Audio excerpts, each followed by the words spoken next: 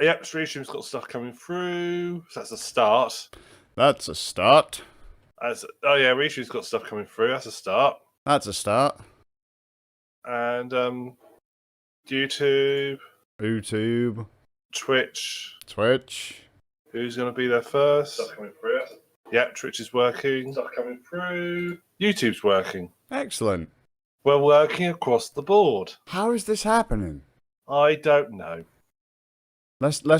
Don't think about it, because next we're going to get into quantum mechanics, and that's just...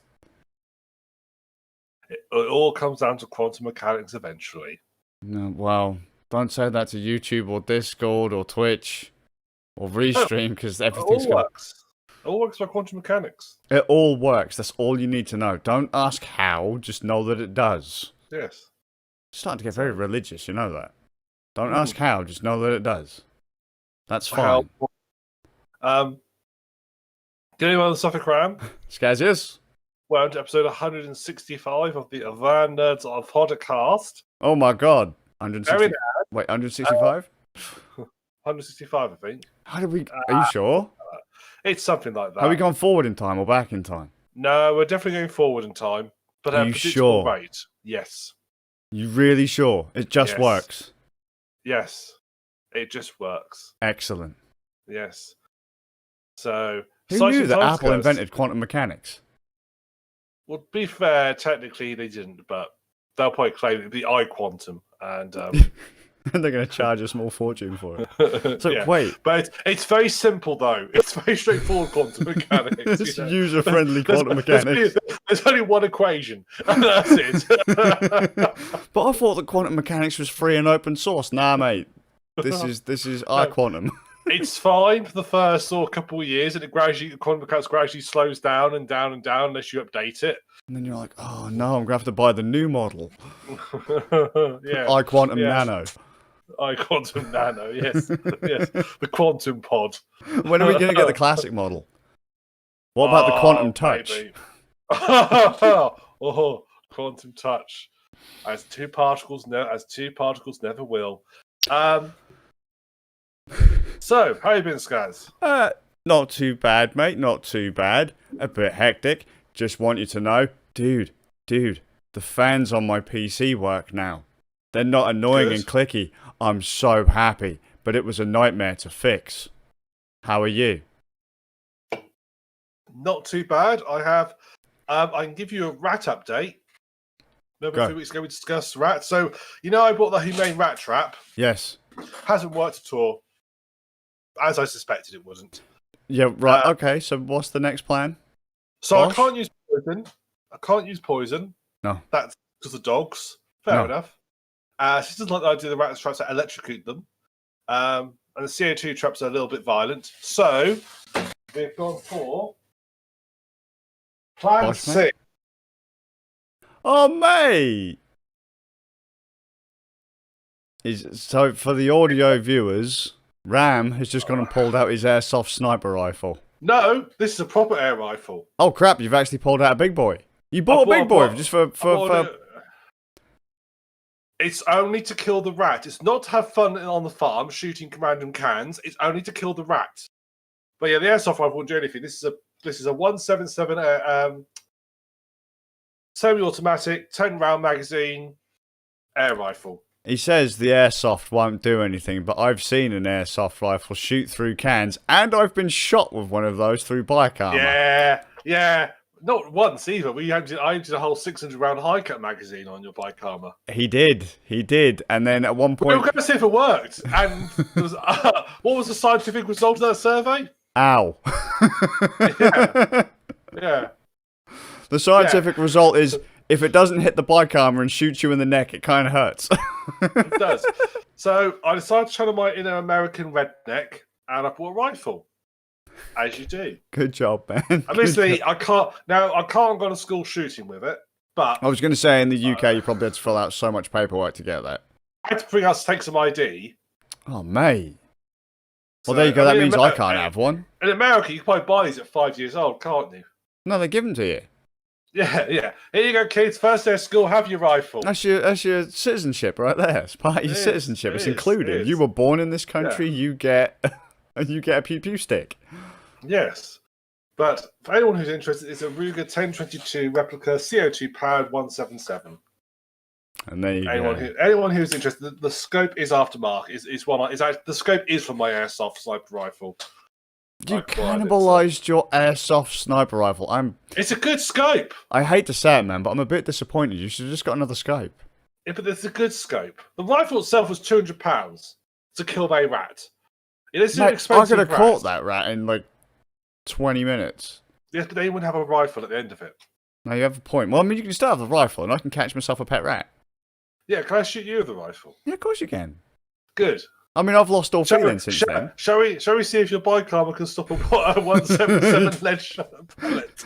Game on. For science. For science. For science, we will test it. For iQuantum. For iQuantum. I did feel, I got this yesterday, and I was walking around the house, and I just felt, and because of the way it looked, I just want to keep going, clever girl. Walking around his house with a fucking rifle. You really have been sucking on the Kool-Aid, dude. I have got a full American.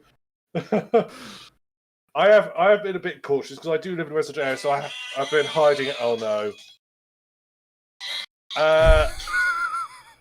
you remember when we said we were going to do double audio tracks today?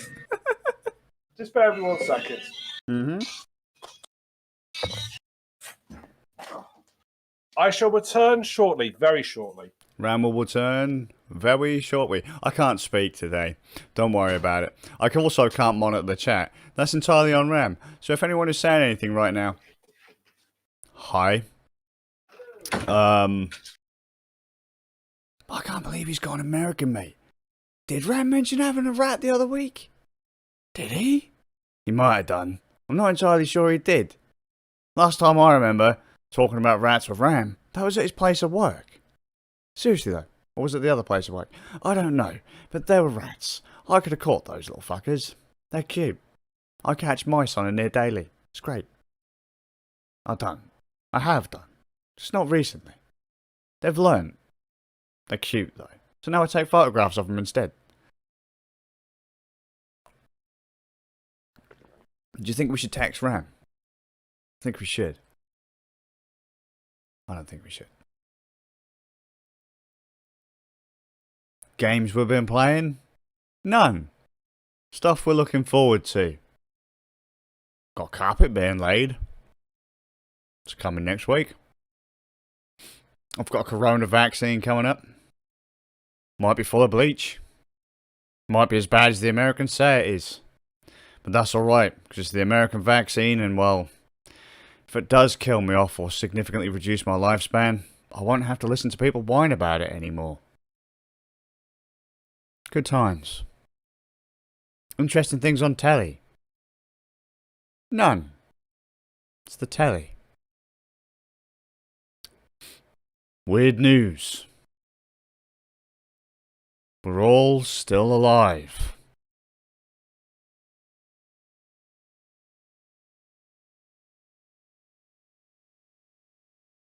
That's it. I've got nothing. Tune in next week for another exciting episode. It's not next week, is it?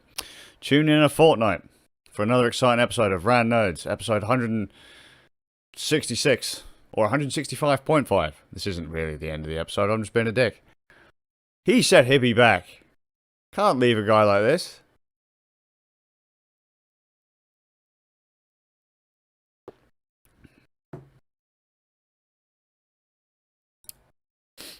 Awkward silence.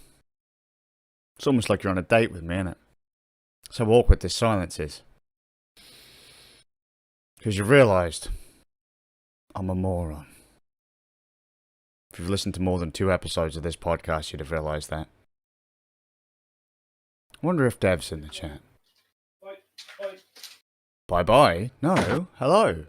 How are you? I'm fine, thank you. Many apologies. Hang on, let me put the headphones so I can hear you shout at me. I'm not shouting at you at all. I've just had a very engaging whatever. So I was on a date with the audience. Good. That was a pig-related emergency. It's all fine. They're all alive. They're all alive. It wasn't the police telling me that. They've seen me on YouTube and they're coming around to raid my house.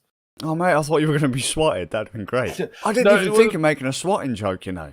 Damn. You should have done. Let's try this again. Okay, how's that? Oh, good man, good man. Hang on. Let me just call the police. Hang on.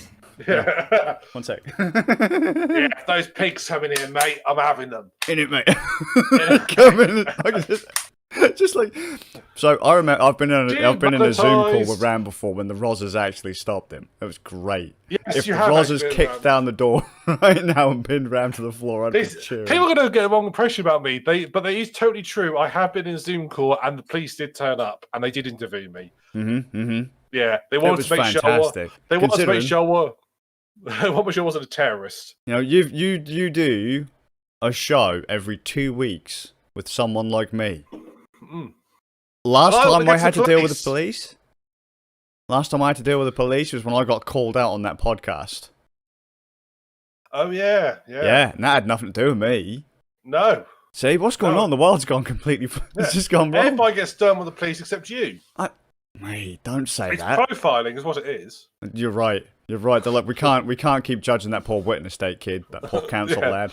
Yeah, we'll get in trouble if we go off a Witten kid. Let's go off his non-Witten mate. I mean, look at him. He's scum. He's walking around with torn trousers. You know. Yeah. He looks like a right tramp. It's a Witten council estate kid. Gonna have to leave him alone. He might do us, and that's why I'm free. Complaints. That's why you're free. Free to do what you want to do and be what you want to be. There, see, land of the free. Witten Estate. No. Land of the free. Fuck yeah. Yeah! America! So I have got to zero the scope tomorrow and then sit out in my back garden in the dark, waiting for that to emerge and then shoot it in the head. Good luck. Yes. Hopefully you're a better shot with that rifle than you are in Valheim.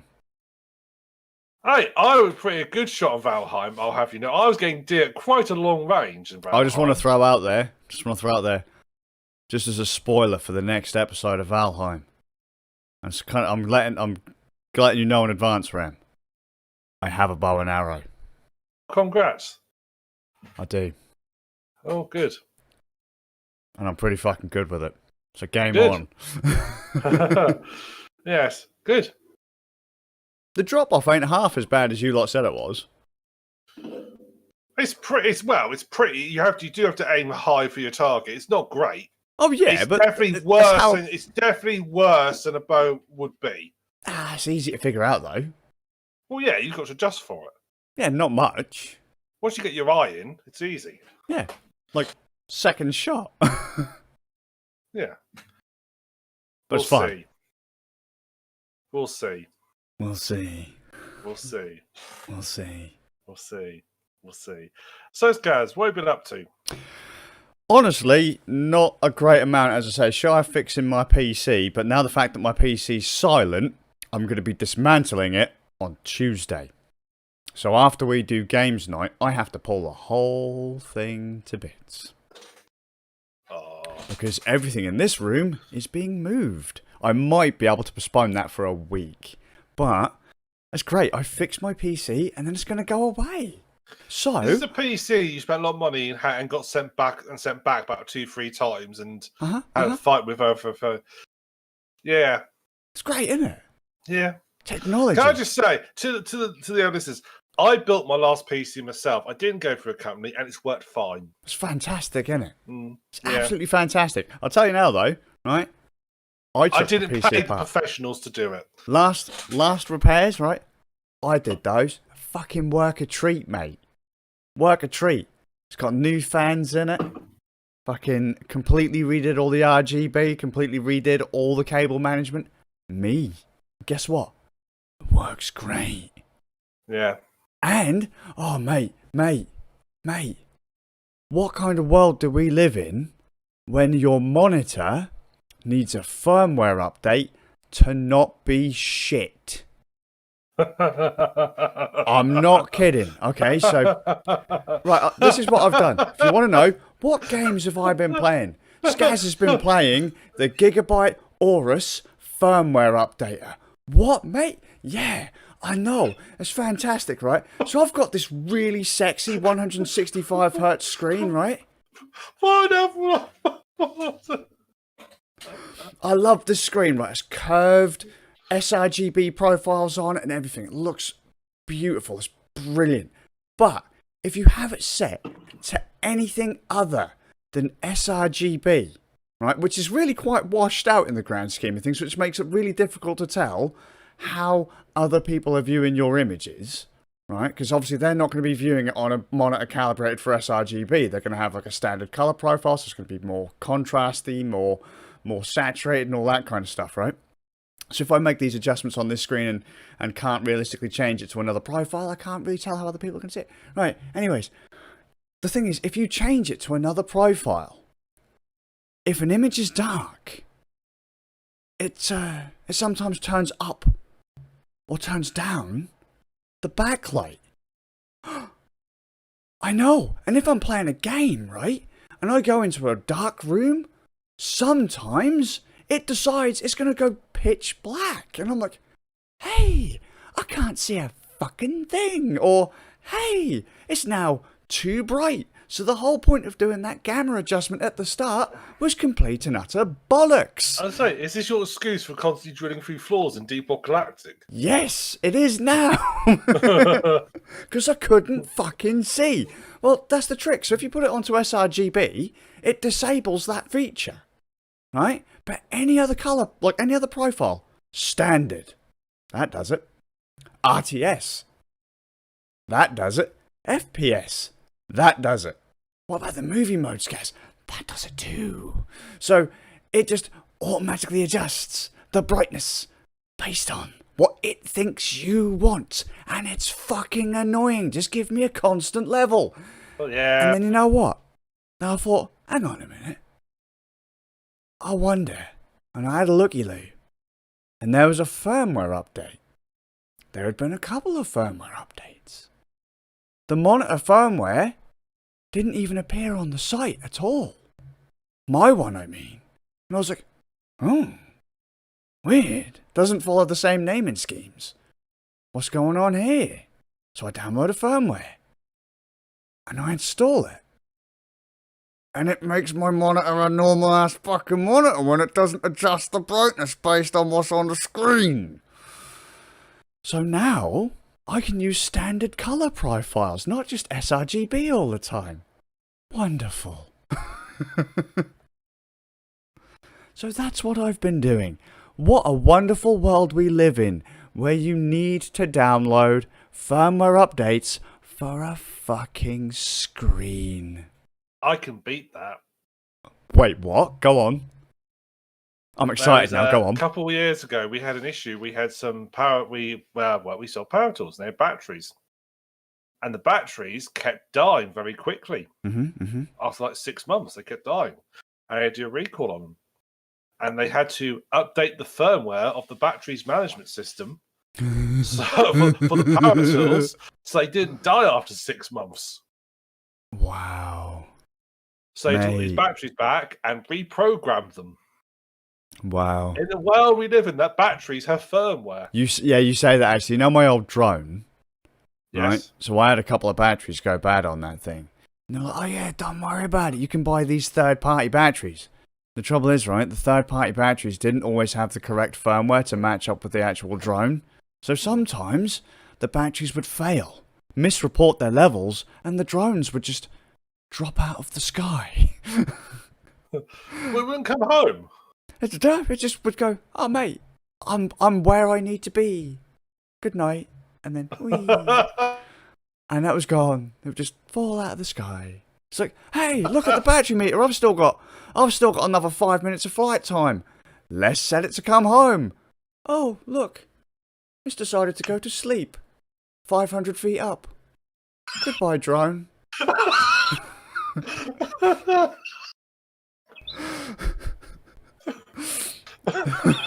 So there you go.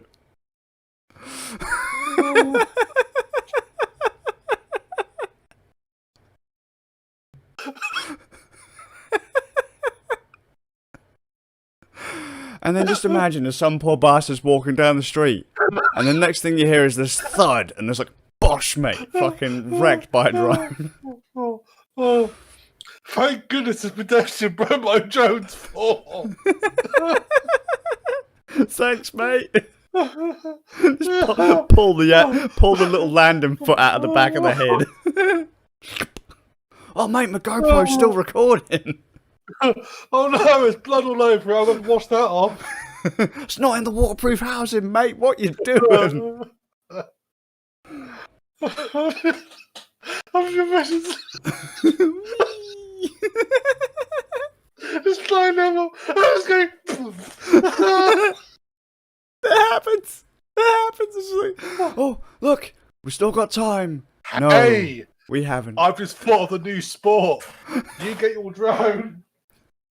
I bring the We're gonna do drone shooting. Oh, shampoo! So round, the battery's about to run out. Get ready for the curve. Can I get on the way down? Boom!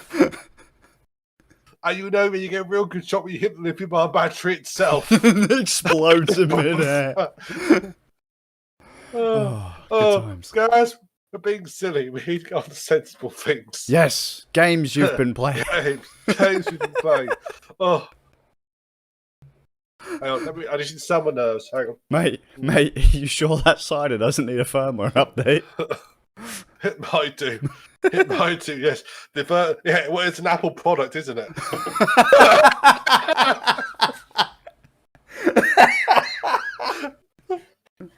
When's the new model coming out? Is it slimmer? Is it thinner than all the other ones? Yeah, it's more wasted because there's not so much nutrients in the soil. Oh, right. Oh, breathe, Lordy. mate, breathe. Oh. Nothing we say is supposed to be funny or fun. I've got a headache now. It's got nothing to do with the alcohol. No, it's just the laughing. Oh, right. So, well, I think it's fair to say I have been playing games. We've both been playing games briefly this week. Briefly? Yes. Well, on Tuesday, Zaber decided to be social and have friends. How dare he? What Yeah, we about told us? us for. Yeah, well, we're his friends. We're showing you higher prices than anybody else. We should. No. He decided to have friends over. So, yeah, bless him. me and Scar had to play with each other, all alone. So we decided to play a game. Which, can I just throw out there, just before you say anything? We decided to play a game that Zaber is really into. Is he? Yeah, that was him that suggested Orcs Must Die. He really loves that game. Does he? I did not know this. So surprised. Oh, he'll be so pleased that when he sees the live stream we will go to on Monday. So we played the Stadia version, as Luke said, of Orcs Must Die 3. Yes. Co-op. And it worked. So it worked really well. My internet connection didn't shite the bed like it normally does. No, it played really nicely. It's basically, I would say, third-person tower defense game, but you're actively involved. Most tower defense games, you put your towers down, then you sort of sit back and hope you've done it right. This one, you are actively, and you have to like deploy units and stuff. But this you have a high-power involved. NPC that the most powerful tool on the field is you. Yeah. Oh, the traps are pretty. The traps are a bit crap, to be fair. But they're funny. They are funny. They are so funny. You're basically set with a situation where there's a door. There's always a door, some opening, where the orcs are going to come through. Mate, I told you, all dangerous doors. Avoid them. Yeah, indeed. We discussed this many a time. And there is a exit to said level as well. Not through a door. Not through a door. And the orcs are trying to get through that exit. And your job is to stop them. And you're allowed 20 orcs if more than 20 orcs get through the exits, you fail the mission. You fail. So you are waves and waves, and it varies. It seems to be about between sort of like there's some that's like sort of 5 or 6 waves. Thereabouts, at a time. Yeah. And they all come through and they rush through. And in the early levels are just a door, but that's only like for the first level. Then other than that, there's usually 2. And the orcs will come either one wave will come one way, or they'll come one at a time, one side, then the other, then the other, then the other, or they'll come both at the same time. And you have to defend against both waves. And to help you along, you have traps. So your basic trap is a spike trap and an arrow trap. It's the basic one you have. But you can soon a lot more, which you get by killing orcs and completing missions. You can unlock more traps. And we get to choose. So we get one per mission completion, and we get to choose to buy any extras or upgrade the ones that we have. So, like, you got a ceiling smasher.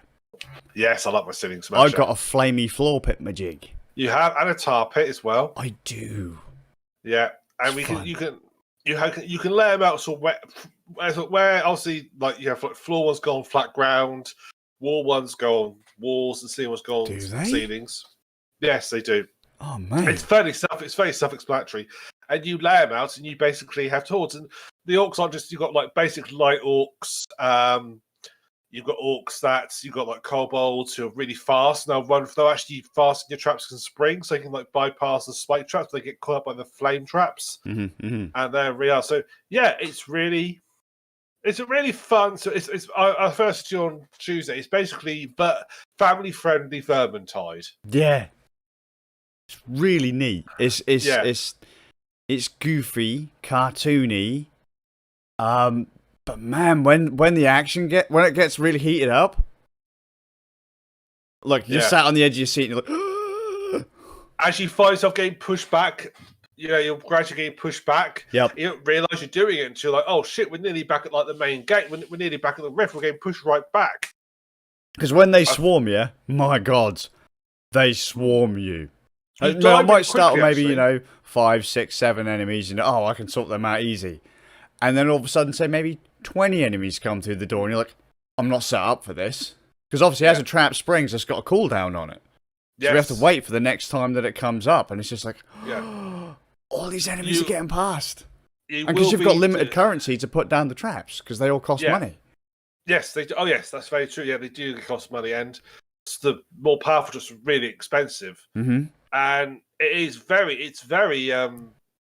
I will say early on, melee is very overpowered. Yes.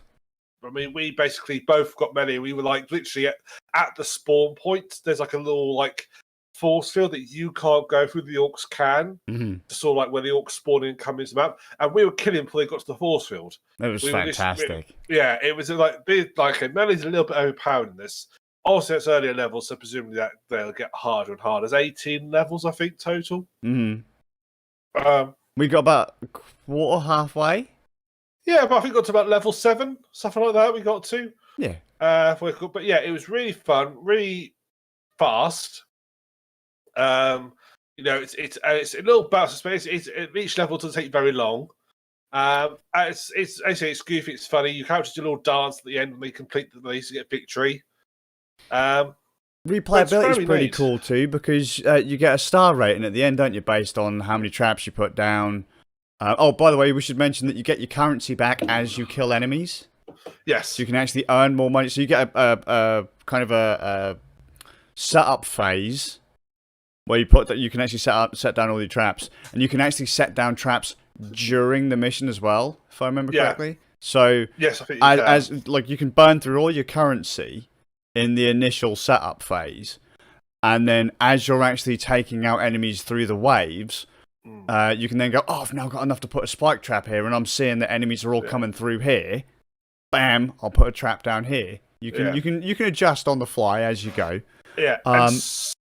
Sorry, go on. No, I was just going to say, when you finish a level, it will give you a score in stars, and you get rewarded in skulls as well, which are a currency that you can use to buy the upgrades and stuff. So the idea being that realistically, you could play some of those missions just over and over and over again, going for those 5-star ratings, trying to find the most efficient way to wipe out the enemies, and basically do what Ram said, where you can kind of eventually get it so that you could set and forget, because all of your equipment's going to be leveled up and all that. So, man.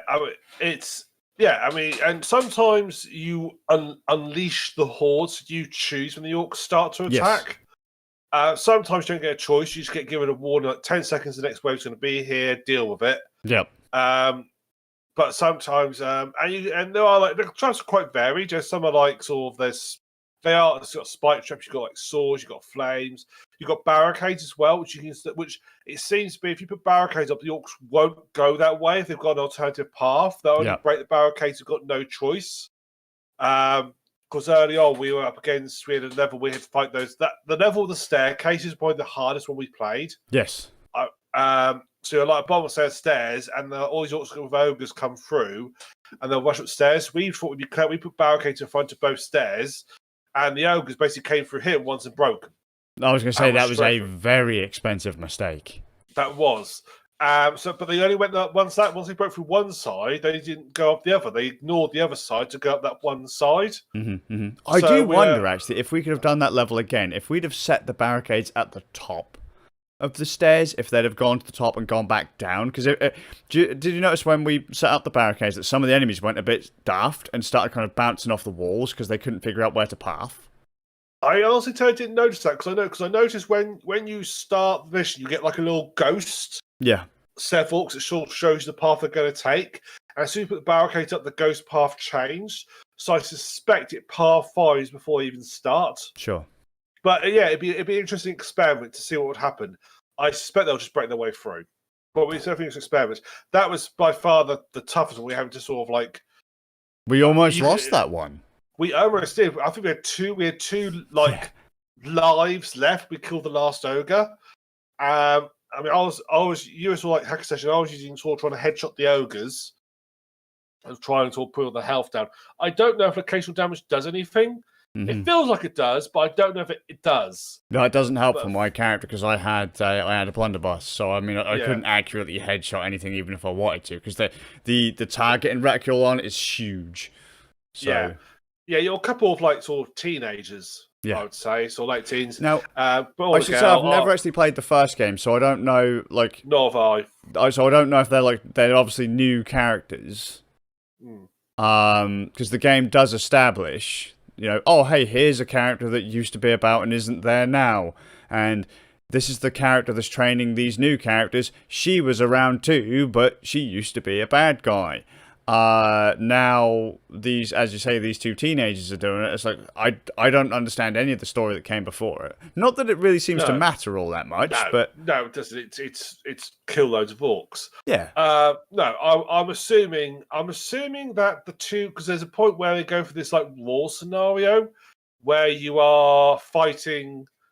It's basically massive, large scale, huge, think like Helm's Deep type situation. Because there's two of you fighting, and I think the two characters. I wonder the two characters you're playing there from the previous game.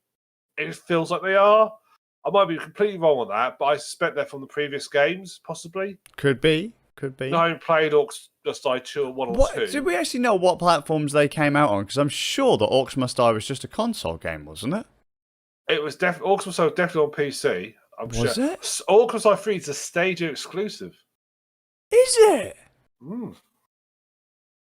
They are looking at some. Because I went on when I was looking at. I was trying to find a press kit to make the when I do the graphics for the thumbnails. I usually use a press kit, and that usually gives you like a logo and stuff you can use. And they didn't have one, but I found it through the FAQ. It said that it was a stage. It basically said it was on stage at the moment and was going to possibly come to our platforms in the future. Wait, who publishes those games? Like the prior ones. Because I'm going to check Steam, just because I haven't seen them on Steam. Orcs Must Die is on Steam. I've just got up right now. What about the second one? Yeah, that's on Steam as well. Is it? Honestly, I've not seen them. I thought they were console. Yeah, okay, no, it's published developed by the same people, so it's self-published. Oh, by Robot Entertainment. Oh, well, what am I getting that confused with then? I must be getting Oh wow! I don't know. Oh, maybe I'm thinking of what's that? Plants vs Zombies. I might be thinking of. Oh yes, that was people who did Peggle and Bejeweled. Was it Bejeweled? I don't know. Oh mate, I'm gonna have to. I'm adding Orcs Must Die to my wish list. I'm sorry. There you go. Job done. Yeah, I'd be nice. I wish there was like a 3-player version. Oh, that'd be brilliant. Because I think it's just co-op only, which is really sort of Well, yeah, because they have only established 2 characters, haven't they? So yeah. But apparently, those characters, once you play them, you unlock them, so you can actually play them in the previous games levels. Oh. So yeah, Orc Must Die games. Let's have a look. Robot Entertainment is the website. That's all I've got is those two. Basically, the ones developers who seem to remove the old ones. I'm just going to throw out there. I mean, I hope the previous 2 have got control pad support because obviously, it was on Stadia, so it had to have control pad support. And I'm sure Zaber has told me that he's played them on the Xbox. So I hope that the other 2 on PC have controller support because there used to be a time when PC ports didn't have controller support for whatever reason. I'd like, if I had to be honest, I'd like to be able to hook my laptop, say, up to my TV and just be able to go, oh mate, Orcs Must Die, and bust out a control pad. And... Yeah. Well, Orcs Must Die was released on Xbox and Windows. No PlayStation. No, apparently not. Well, it was released on the Xbox Live Arcade for Xbox 360, which makes you wonder if that's why I ended up only on Oh, okay, yeah. Orcs Must Die 2. Because didn't they also put indie games on the Xbox Live Arcade? Yes, they did at one point. Orc Must Die 2 was Windows only. Oh, really? Yeah. Really? I suppose because again, this is self-published. It's not. There's no. No, because I was sure that Zaber had said he'd played Orcs Must Die 2 with his little one. So it might have just been the first one. Might have been. Oh. And then also Orc Must Die 3 is Stadia. I mean, I'm going to throw out there. I mean, I enjoyed it enough now that I've realised I can get, because I could have swore I would have only been able to get them on Xbox. Now that I know that I can get 1 and 2 on PC, I'm actually tempted to grab them.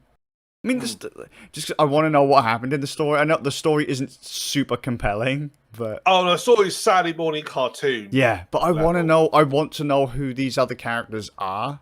Yeah. It's my bad. It's really simple, really straightforward. You know, light-hearted. You know, take a stab, kill the orcs. Literally. Don't die. Yeah. Avoid death. The orcs must die. Mate. It's the way of life.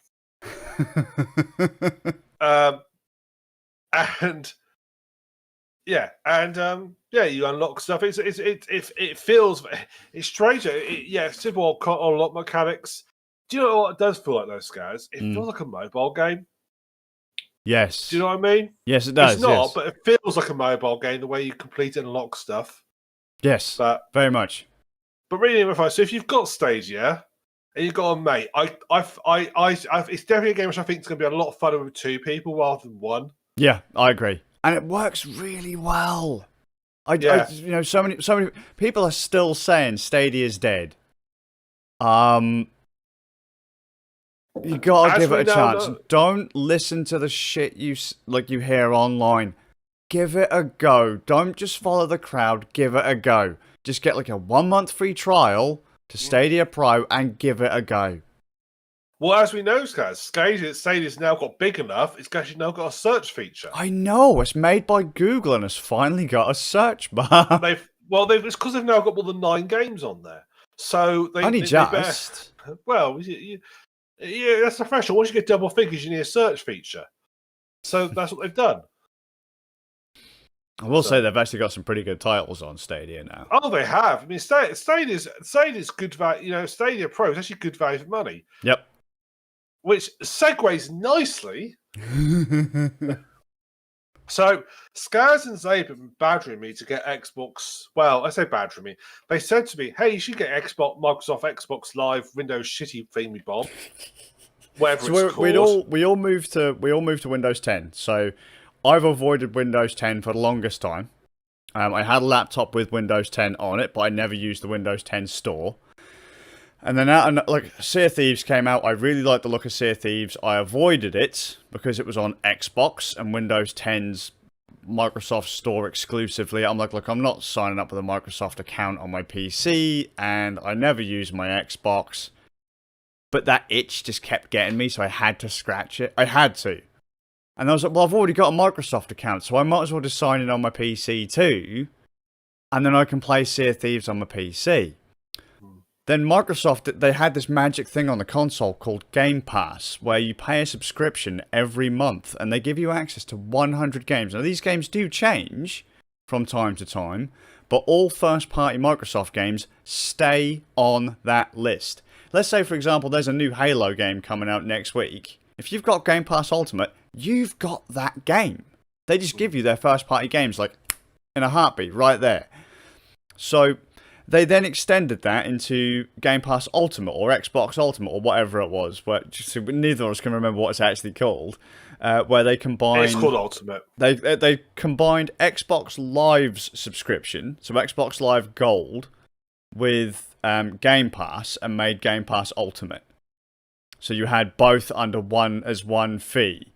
And then they did this thing where a chunk of the games that were on Game Pass would then also be made available on PC through their Microsoft store.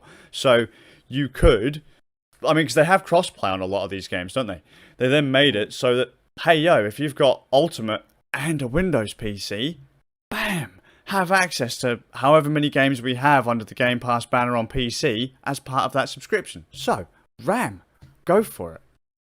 So these guys told us and that explained to me, and I thought, hey, that sounds like quite good, not a bad idea, quite a good deal. And I looked, some good games on there, and then probably forgot about it. Mm-hmm. And I was really surprised by that, by the way, because there was a game Ram really wanted to play. Yeah, that he'd been like, I don't want to pay that much for it, unless and then Scars messaged me the other week, say, "Hey, you should consider Xbox Live again. Here you go. Look what's on it." And he started linking me things on the store page. Like, oh, that's quite good. It's a quid. And finally, on Monday, I paid the quid because it's a quid for your first month. Mm. It's for the standard one. It's $7.99. For the ultimate, it's I think $9.99 or $11.99, something like that. For the ultimate. So I've gone for the $7.99 just to sort of try it out. So, because there is a game on the app I wanted to play since it got released in 2019, and it was an Epic Store exclusive. That was it. That is why you didn't play it. Yeah, I remember now. Yeah. Yeah, and I was waiting for it to be released on Steam, and then when I saw it was on the Xbox for £4, I thought, well, doesn't hurt. Is it ever actually going to come out on Steam? By the way, yes, it's coming out this month. Oh, is it? Yeah, it is. Yeah, but you get the expansion pack thrown in when you buy it this month. Oh, okay. I will say the Xbox Live, whatever it's called, client is shit. The Game Pass PC client. I don't use it. I just use the Microsoft Store. I started downloading a game, and it stopped after it got 1%. As it does. I started and stopped it again, and I left it. I left it, and it started so slowly. Yeah, they do. God, it's slow. I'll tell you now, man. If you ever download games on the Microsoft Store. Like, if you're on Wi-Fi, I swear it just caps your downloads at 20 meg. Even plugged in, I'm only using, 40. I'm not on Wi-Fi, and it was still fucking slow. Yeah, no, but when you're on PC, there's no excuse for it, you know what I mean? Yeah. But their servers are abysmal. A company like Microsoft, and same with, by the way, Sony, Nintendo, you've got the same issues. Get this sorted, you've got a lot of money... a lot of money, and you're charging for these online subscriptions. That money should be going into your infrastructure because it's shit. It was so. I'm used to. I've been spoiled by Steam because Steam downloads so quick. Yeah, on my connection, 7 meg. Yeah, 7 megabytes from Steam, guaranteed. No matter if it's a big boy game or a little shitty indie title. Yeah, you want it, you've got it. Steam's very much, feels very much like, hey, do you fancy playing this new game? It's 50 gigs. Yeah, I'll have it installed in half an hour. I'll be ready for you. Uncle Gaben's like, there you go. Could you imagine if Stadia did that? Stadia's like, you're going to have to wait, mate. And you're like, wait, this is a streaming service. Nah, we're going to cap the connection at fucking 2 megabytes down. So... yeah, but when Xbox is like, okay, I'll start going. It's like it brought back memories of when I was using Steam on dial-up. When you said it kept on pausing the download thing to a 1% or whatever, I was like, dude, this is like Windows 98 all over again. It's got to 99%. It's just sitting there. Yeah, but it actually did pause. As in the download speed went to 0. and it just stopped. That's brilliant. Yeah, so I started it going again. So you're saying that didn't tickle your nostalgia any? A little bit, but I did what I did. Not in a good way. Well, no, because I did exactly what I did when it used to do that. So on Monday, I got up at I started work at 5 a.m. So I got up sort of 4 a.m. And so I got back, started this download going, looked at it, saw it was going to take a long time, thought, I'm going to go to bed for a couple of hours then. I'll be done in a couple of hours. Come back after a couple of hours, it stopped at 52%. So I paused and resumed to get it going again. As you do. And then spent the rest of the evening editing video, waiting for it to finish downloading. And it finally downloaded at 9 p.m. that night. So... It's just like downloading an MMO client back in the day. Oh. So, I fired it up. So I've been playing MechWarrior 5. Yay! Yes, a game I've been wanting to play for fucking ages. So your patience has been rewarded, just they were a little too slow. Yeah. So I fired it up on fire. Well, patience has been rewarded. So I fired it up on Monday. It's like, good. It's MechWarrior 2019 game. Modern game, and it's a game that they know people play MechWarrior joysticks. It has been the way to play a MechWarrior game since they first came out back in the 90s. No, I was going to say, when was MechWarrior 2? That was MechWarrior 2 was my first PC game. That's ancient. I played MechWarrior 2. Yeah, I love MechWarrior 2. I played that using just keyboard and arrow keys. Me too. Yes, and then after I had it, I bought a joystick. On my old 133 Packard Bell, I played MechWarrior 2. Same. And and I followed MechWarrior through all the way through MechWarrior 3, MechWarrior 4, all the way through. And obviously, once you use the joystick with MechWarrior, you don't go back. Because it's just so much easier with a joystick. Mm-hmm. It just feels natural with a joystick. So I played MechWarrior 3 and stuff like that. And then I switched over to... so obviously now I have my lovely HOTAS set up. My Thrustmaster HOTAS Warthog joystick system. Again, this isn't new hardware. This has been around a lot of years. Mm-hmm. You know, Elite Dangerous, which is quite an old game now, support this out of the box. Yeah, don't say that about Elite Dangerous because I still don't have a HOTAS. I've had that game for so long, and I still haven't played it. Not properly, anyway. I tried playing it with a mouse and keyboard. You can't. I tried playing it with a control pad, and I was just like, it doesn't feel right. If we ever play Elite Dangerous, you're going to be the slow, sluggish thing that doesn't need to maneuver very fast, and I'll be the fighter because I've got the joystick so I can actually turn. Yeah, I was going to say, mate, like, I will literally carry everything that we need in a straight line. You do everything else. Yes. Throttle, full, go forward. Yeah. Done. Well, you can do because it supports HOTAS out of the box. You've got the true force. MechWarrior 5 does not support it by default. Not easily. So it has this weird... It doesn't... So it actually says, in the actual settings, to do like more remapping, go to this configuration file and do the remapping there. The INI file. Yeah, and mate, then welcome on their website, to fucking old school PC gaming. This is what it's like. It's like well, this brings up memories. Not good ones for me. No, and it's like on the website. There's a whole document on the website of how to configure controllers to work with MechWarrior. Again, it doesn't. I mean, it's weird. It doesn't just pick these out. These are not unpopular controllers. It doesn't have them out of the box. Support feels very weird. Mm-hmm. So I ended up spending most of Monday night fiddling, getting the controllers to work. Because my control, I've got obviously a joystick, I've got a throttle controller.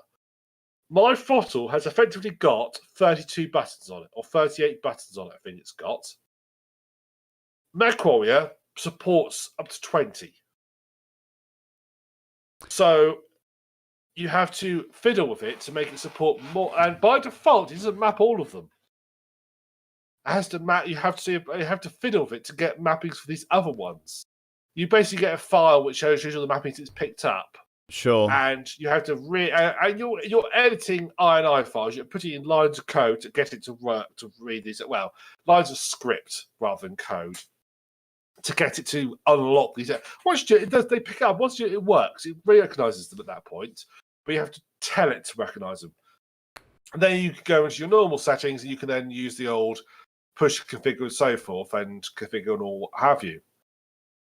So that was a bit of a frustration. I had to spend a lot of time setting the joystick and a lot of trial and error because for whatever reasons, it doesn't decide in their infinite wisdom. They don't call it joystick X-axis, joystick's Y-axis, joystick Z-axis. No, they call it joystick axis 1. Yeah, I figured as much, yeah. So why are you doing this? Again, come on, guys. Can I just throw out there? Sorry to interrupt, but I know, because you're going on about controls, right? I know PC gamers crap over console gamers constantly, but I'll tell you one thing that I was so happy about when I finally came back to PC gaming after because I had a big gap, didn't I? After like college and uni and all that, I had a big gap from PC gaming, and then when I came back, what was really cool, around about the same time of like Assassin's Creed 3 coming out, right? All of a sudden, PC games started to support control pads by default. PC games had really good key bindings out of the box for the most part, and that if you wanted to reconfigure them, there was no extra faff realistically. No. There were profiles. You plugged in a pad, it would recognize and say, hey, do you want to switch to this? We've recognized that you've plugged in this pad or this stick or this steering wheel. Do you want to use this? And you go, yeah. And then there's a profile full of bindings for you that if you want to, you can adjust them. If not, go with the defaults. I can remember having a rant with you years ago about how much fucking I hate changing control bindings on PC because I just want to sit down and play my game. I don't want to sit there for 20 minutes configuring my fucking control pad to play a game or to configure my key bindings or whatever just so I can play a game. Alright? And you've gone right back to my PTSD nightmare early day PC. Because I can remember like, oh, you plug this in? Oh, wait, it doesn't work. Like, you install the driver, install the software, configure it, now go into the game. And then you have to map everything to what you just mapped your control pad to do. And you're like, or your stick to do. And you start pulling your fucking hair out. And if that didn't work, oh yeah, go into the settings file, find the thing. Oh wait, it's not got that already set in it, so you have to manually add this in, copy and paste from the forums. It is pretty bullshit that it's not.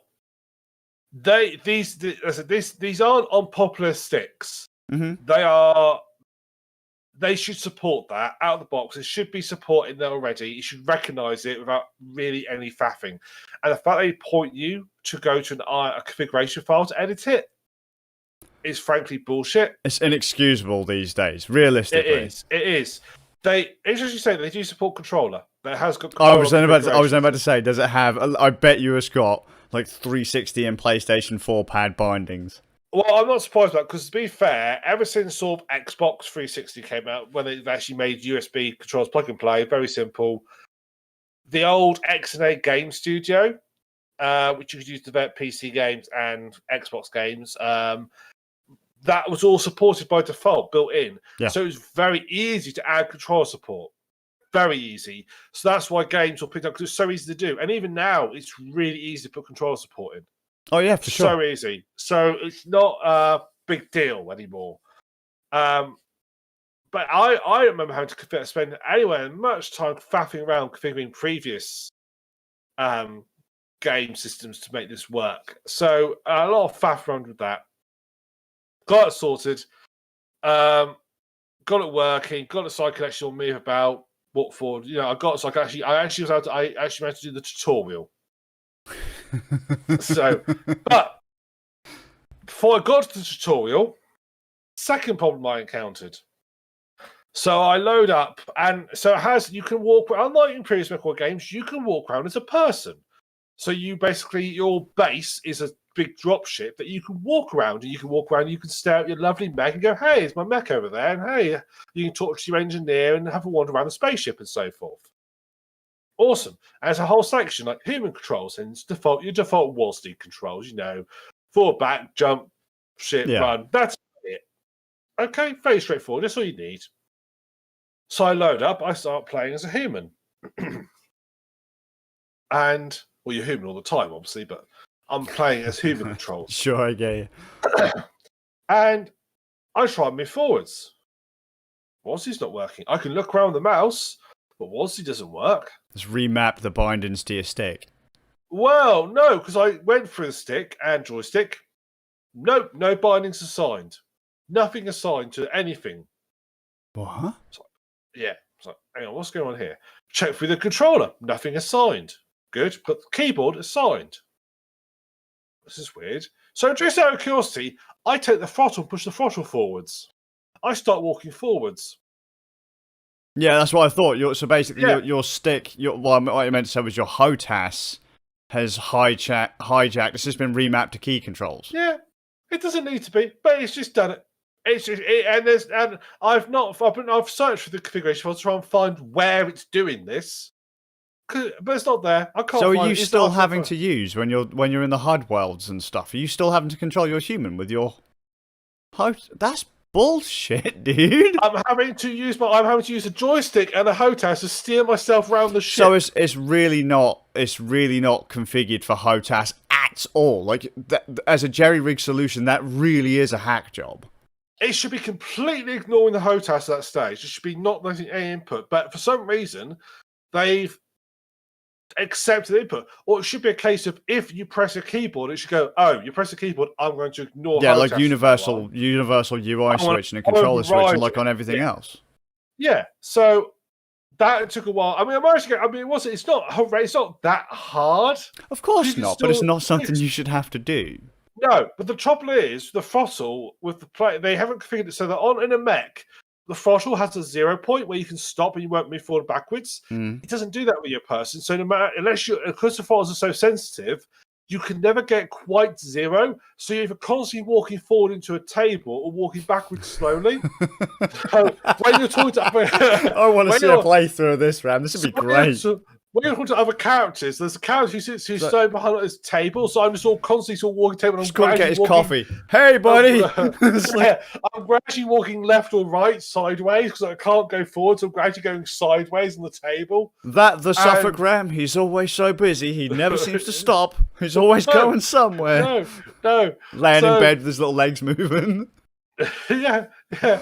But so I've got toy ship, and actually, fact, that whole ship stuff, it's nice, but it's completely unneeded. Yeah, because you basically get a menu, and you can do everything you need to do from the menu. Yeah, there's like it's nice. It's nice, but to walk around your ship and look at it and go, hey, look, there's my mech. Oh, isn't it cool?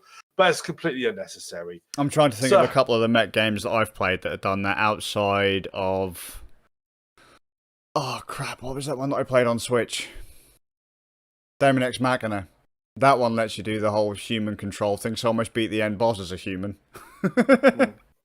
Well, if you could sort of get out your mech, mech's about destroyed, I'm going to eject, and you eject, as a human, you could then run back to the dropship as a human, and sort of that would sort of be sort of quite cool, My mech was destroyed, but I managed to get the missions done, so I'm going to run back to the dropship and just hop and say, "Hi guys, I'm here. Mech scrap, but I'm here. Let's go." That'd be kind of cool, Actually, but it's completely irrelevant. So luckily you can just go to apart from you talk to the characters, you can just go to the push table and access all your stuff you need to from one place, which makes life a bit easier.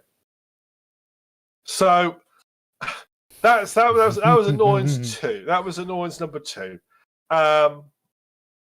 So it is so far. My wording I've described the game is clunky. It is. Oh, really? Is it? I've never got that impression. Really, it's very, very clunky. When you're actually piloting the mech, though, you forget about it.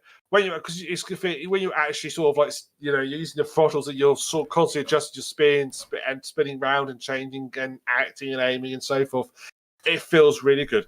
One thing this game criminally doesn't support, and in my opinion, is again a criminal that doesn't support it. VR, such an obvious thing to have. And it should have VR support. No, I agree. Do you know how cool it would be to sit in the cockpit of a giant fucking robot with a HOTAS? That would be so cool. And it's built, and I believe the game is built on Unreal Engine. Unreal Engine's got really good support for VR built in. Mm-hmm. It's there. It's built in really good.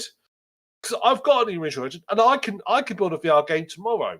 It's support is all built in. In fact, by default, when you open an Unreal Engine project, it puts VR automatically into it. Yeah. Unless you switch it off.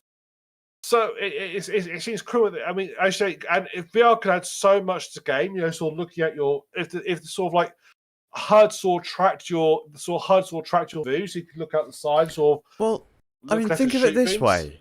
One of the huge sells for VR, and I'm not saying this is the main thing, but once upon a time, the big boy game you bought VR for was Elite Dangerous. Because the immersion playing Elite Dangerous with a VR headset. It's absolutely amazing. There were people who had no interest in VR at all until Granddad realised he could fly his spaceship with his helmet on and go, "Duh, mate, I can look out the cockpit. I can look at my control." Simulators in general, VR is amazing.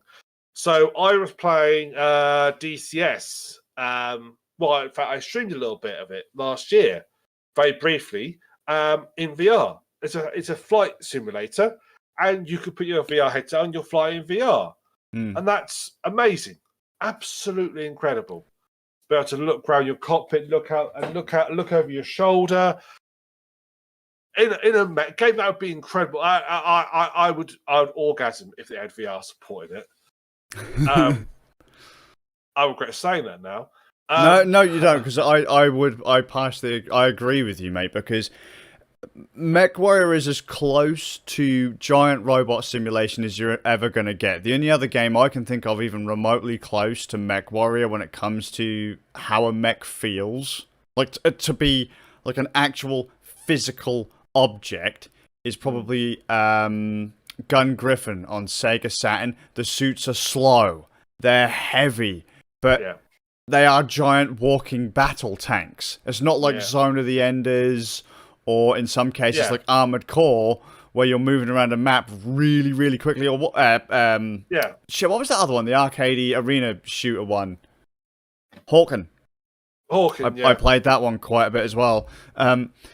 MechWarrior is the mech sim game. Yeah. It should have VR. Yes. Mech games fall into two categories, in my opinion. You have the ones you go to the simulator route, you're driving a big machine. We're going to make it feel like a big machine. You have to manage your heat, your coolant, and so forth, blah, blah, blah, and so forth. And then there's the one that goes towards you're basically flying a big armored suit, and you're going to... Or you're like a human in a suit. You are just a person in it. Like your big giant robot runs like a human. There's no weight to it at all. Exactly. At that point, you might as well just be a giant in a just a giant. You're not driving a piece of machinery. Mechs feel and they look like a piece of heavy machinery. Mm-hmm. They feel sort of believable that they could exist. Yeah. I mean, mechs realistically have no practical application whatsoever. There's no realistic reason why you'd ever could build giant things that are so tall you could see a mile away and easy to shoot them. There's no real sense to making them, but they feel like someone could, with enough money and resources, build one. Yeah. That's what makes mechs, in my opinion, cool. And that's why I always loved MechWarrior. I've played the more I'm in a big suit once. I never quite... I never feel like a mech game to me. Hawken, Zone of the Enders. Yeah. They never feel like a mech game. You might just be a person at that point running about. Yeah, like even the Gundam games, the technology is like so far into the future, it just can't exist, because like, how is this giant piece of machinery moving around so like I don't know, an Olympic athlete? Yeah. You know, you've got giant robot suits backflipping through the air, and just ain't gonna happen. Yeah, it just doesn't work. Physics says no. Yeah, I mean, you have jump jets in MechWarrior, so you can jump up. I mean, that when you're playing with jump jets, you engage them, and you sort of like you're slow, you're heavy, and you don't go very far. There's a lot of effort. They're literally a little jump up. I mean, again, it could be unrealistic. They're literally a little jump up And that's about it. But you can do things like you can jump on top of a mountain and sit there and shoot down. That's cool. That's when you can use a jump jet. So, I need to get up this hill. I could take a long way, or I could just jump my way up a little bit, wait for the charge, jump up, and gradually climb my way to the top. Because there's a lot of lore McQuarrie that basically tries again makes them semi-plausible. Sure. They explain how jump jets, how they're charged and feel. There's a lot of. I've never got into the BattleTech lore. I've never really explored it. I only know it from the games. Sure. I've never read in the books or played any of the tabletop games. I've really never delved into BattleTech. I think I've played one of the top. I've played another kind of game, but it was like an isometric top-down like strat game. I think it was of the same series. Well, there was BattleTech released last year, which I talked about last year. Mm-hmm. No, this is ancient, really old. I couldn't tell you off. Let's put it this way: I was playing it back on my old Packard Bell. So long, like memories are very sketchy of it. I'm sure I remember it being of, but it probably wasn't the same series. But I've never, like what I'm saying is, I've never actually dug into the lore myself either.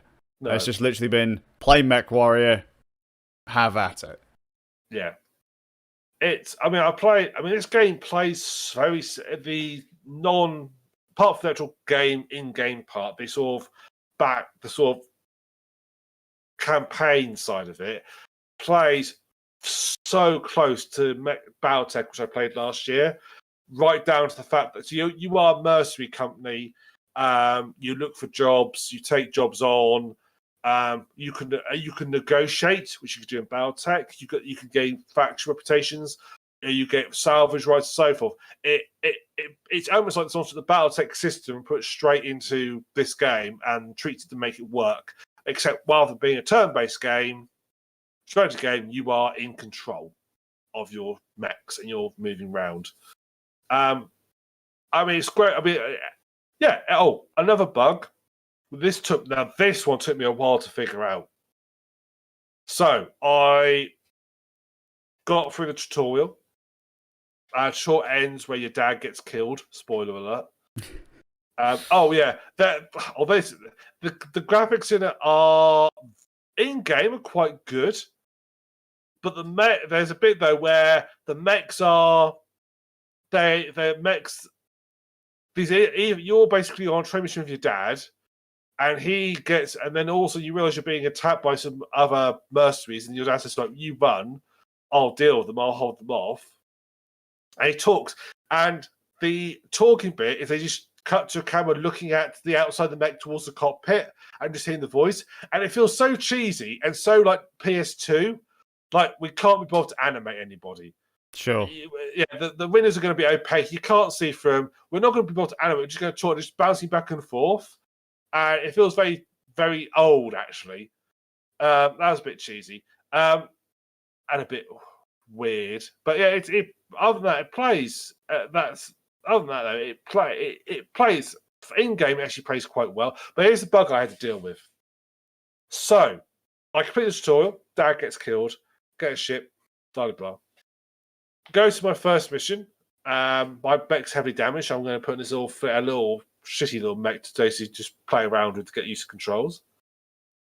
Get out of the dropship. Can't look up or turn around. Nothing I do. Can't look up or turn around. Now, it has to be said, prior to this happening, I've been filling the configuration files whilst the game was running. Probably not the best sort of ideas. Yeah, I was going to say, don't do that. Well, I was trying to stop it taking input from the controller, because the controller, because I thought perhaps the issue I had with the fact that I could use WASD was the fact that it thought it had a controller attached, and I thought it was taking input from the controller sticks and it was looking for those. But you can't say don't use a controller. You can't say so. I tried to just delete the entries from the configuration files, so I didn't know they were there anymore. But I thought I fucked something up here. So in the end, I was like, it's getting quite late, so I quit the game, went to bed, like, I'll deal with it later day. Fired up again today, same issue. Couldn't look up or left or right. To the configurations, I was searching edge and I think, what's gone wrong? As I went back to the joystick settings, it had decided to set the sensitivity of all the axes to 0. Oh no, dead zone. No, as in a sense of how quickly you turn left, right, up or down was set to 0, i.e. you don't turn it right or left or down. Oh, right. So there's not dead zone set up in the configuration file. You can't set that up in the options. You do that in the configuration file. Oh, for fuck's sake. Yeah. So I changed the sensitivity back to I think they were 30, set up to 30, and they work again. Off we go again. We can turn. So now you got to keep an eye on your config. So do you have any idea what did that? What reset? I don't know. I went to have a quick look online, and it's apparently a common bug that occasionally it just decides, I'm going to set your access sensitivity to 0. I wonder if it does that if you only use a pad, though. But this is the joystick settings. True, but so you've got keyboard, gamepad, and joystick. But it just seems dumb that this issue only affects sensitivity of one input.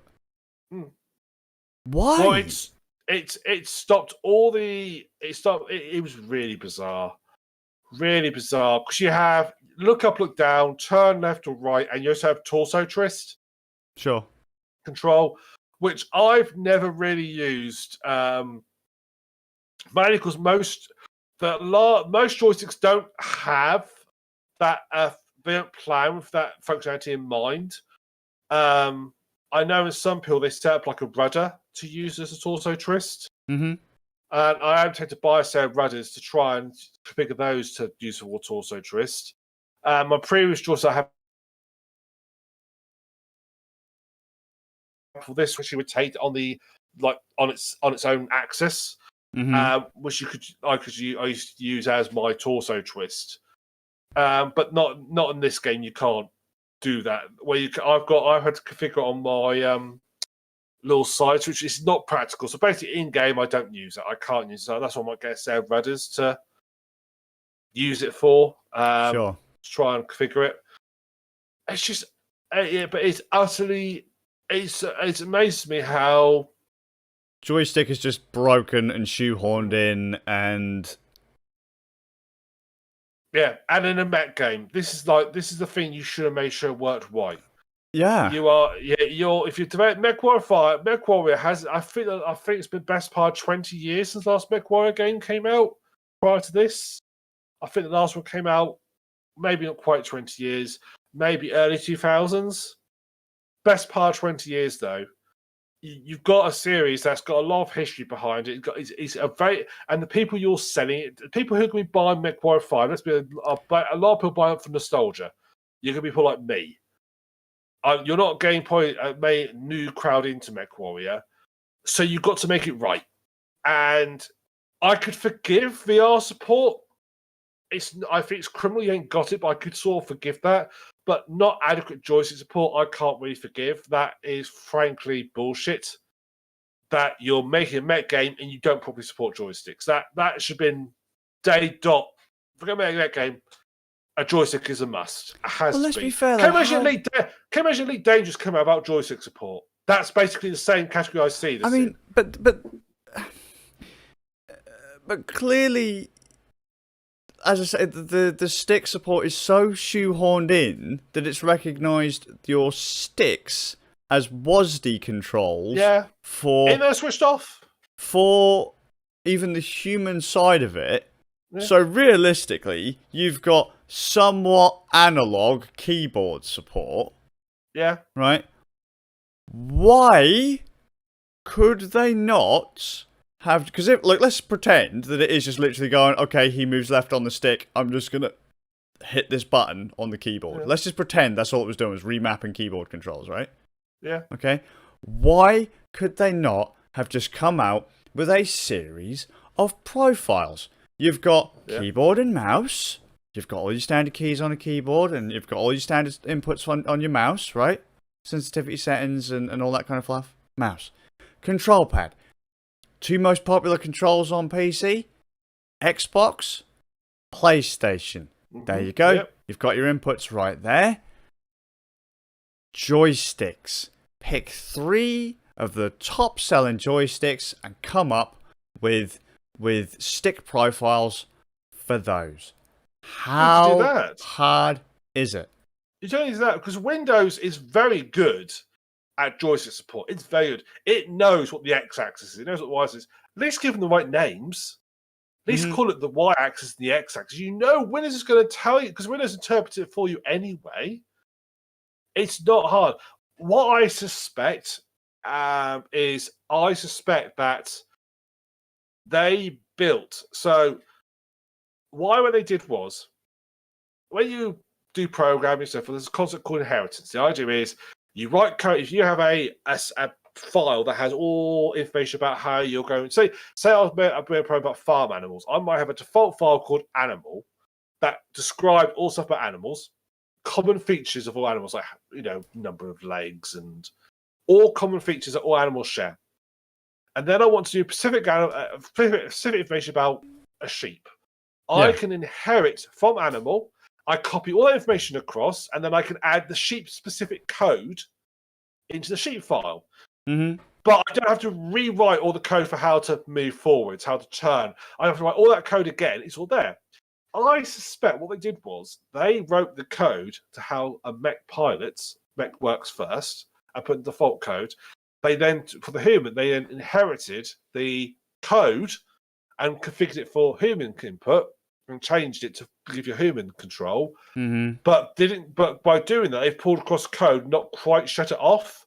So you've got the code for reading analog inputs and moving forwards and backwards is in the parent file, and it's not been shut off in the human file. So consequently, it feeds into it because it's valid code. That's all I can assume at the back end is what's happened, because I can't see any. If you're a PC, there aren't going to be many PC games out there who haven't got a keyboard plugged in as well. Yeah, sure. So I can't see why you'd set it up like that. Farming Simulator doesn't do it, and Farming Simulator it's probably got a lot less budget than MechWarrior 5 had. Actually, I was just thinking, wasn't MechWarrior 5 a Kickstarter? I honestly don't know, Skaz. Or one of the later mech games a Kickstarter? Don't know, because previous mech games were well before Kickstarter existed. Let's have a look. Kickstarter. MechWarrior 5 Kick.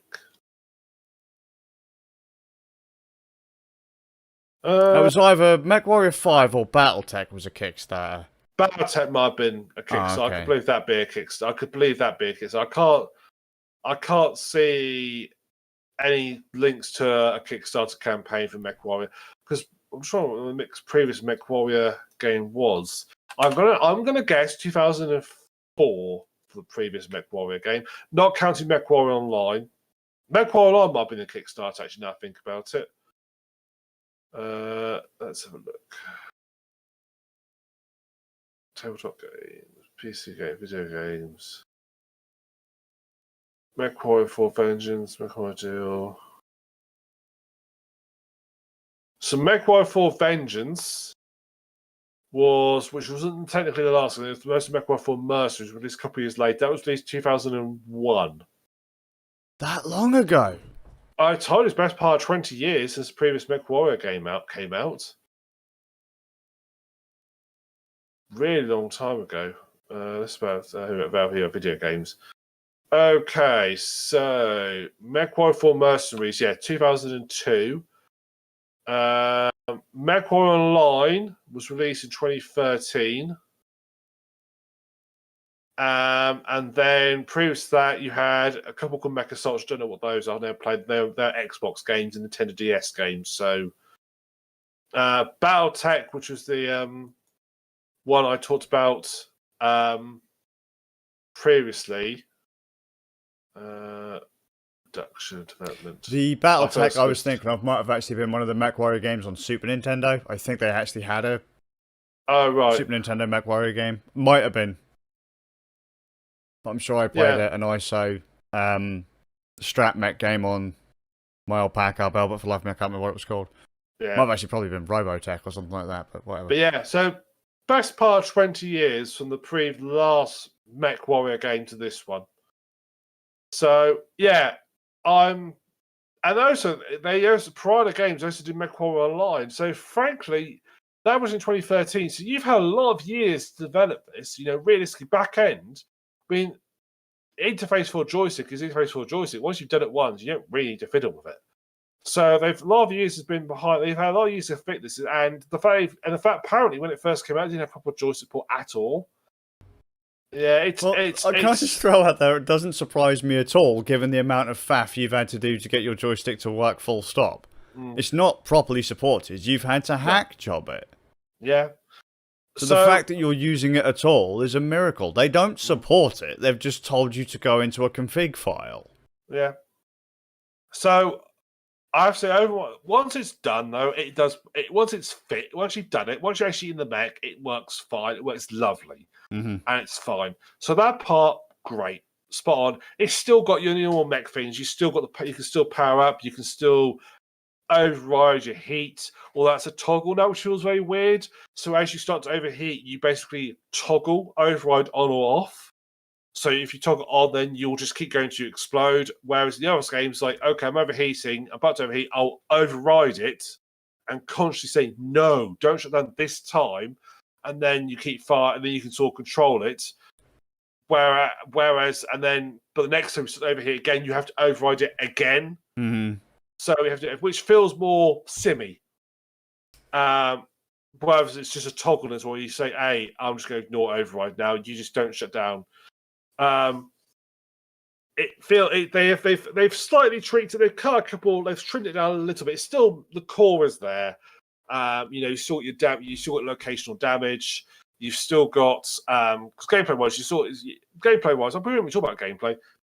You're in a mech. You've got locational damage. So all your weapons and stuff all located, and you actually have like center torso, side torsos, head, legs, and arms. Yeah, you can slow down a suit by shooting out its legs.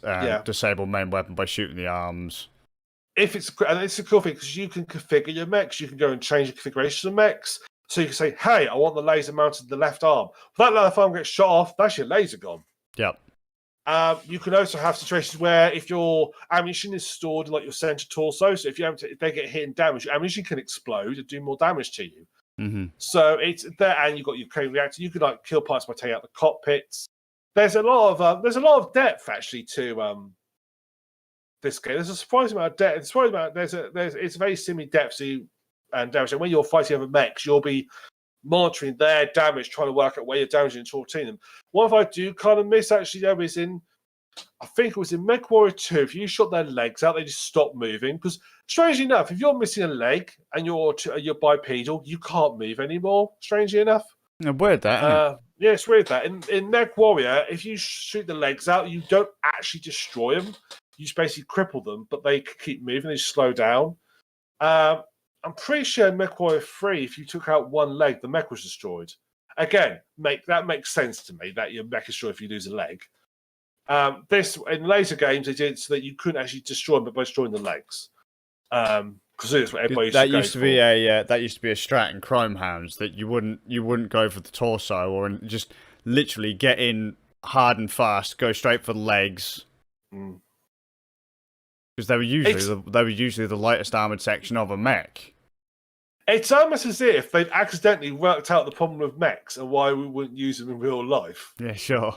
It's like, oh, it turns out legs are really bad. Stupid legs.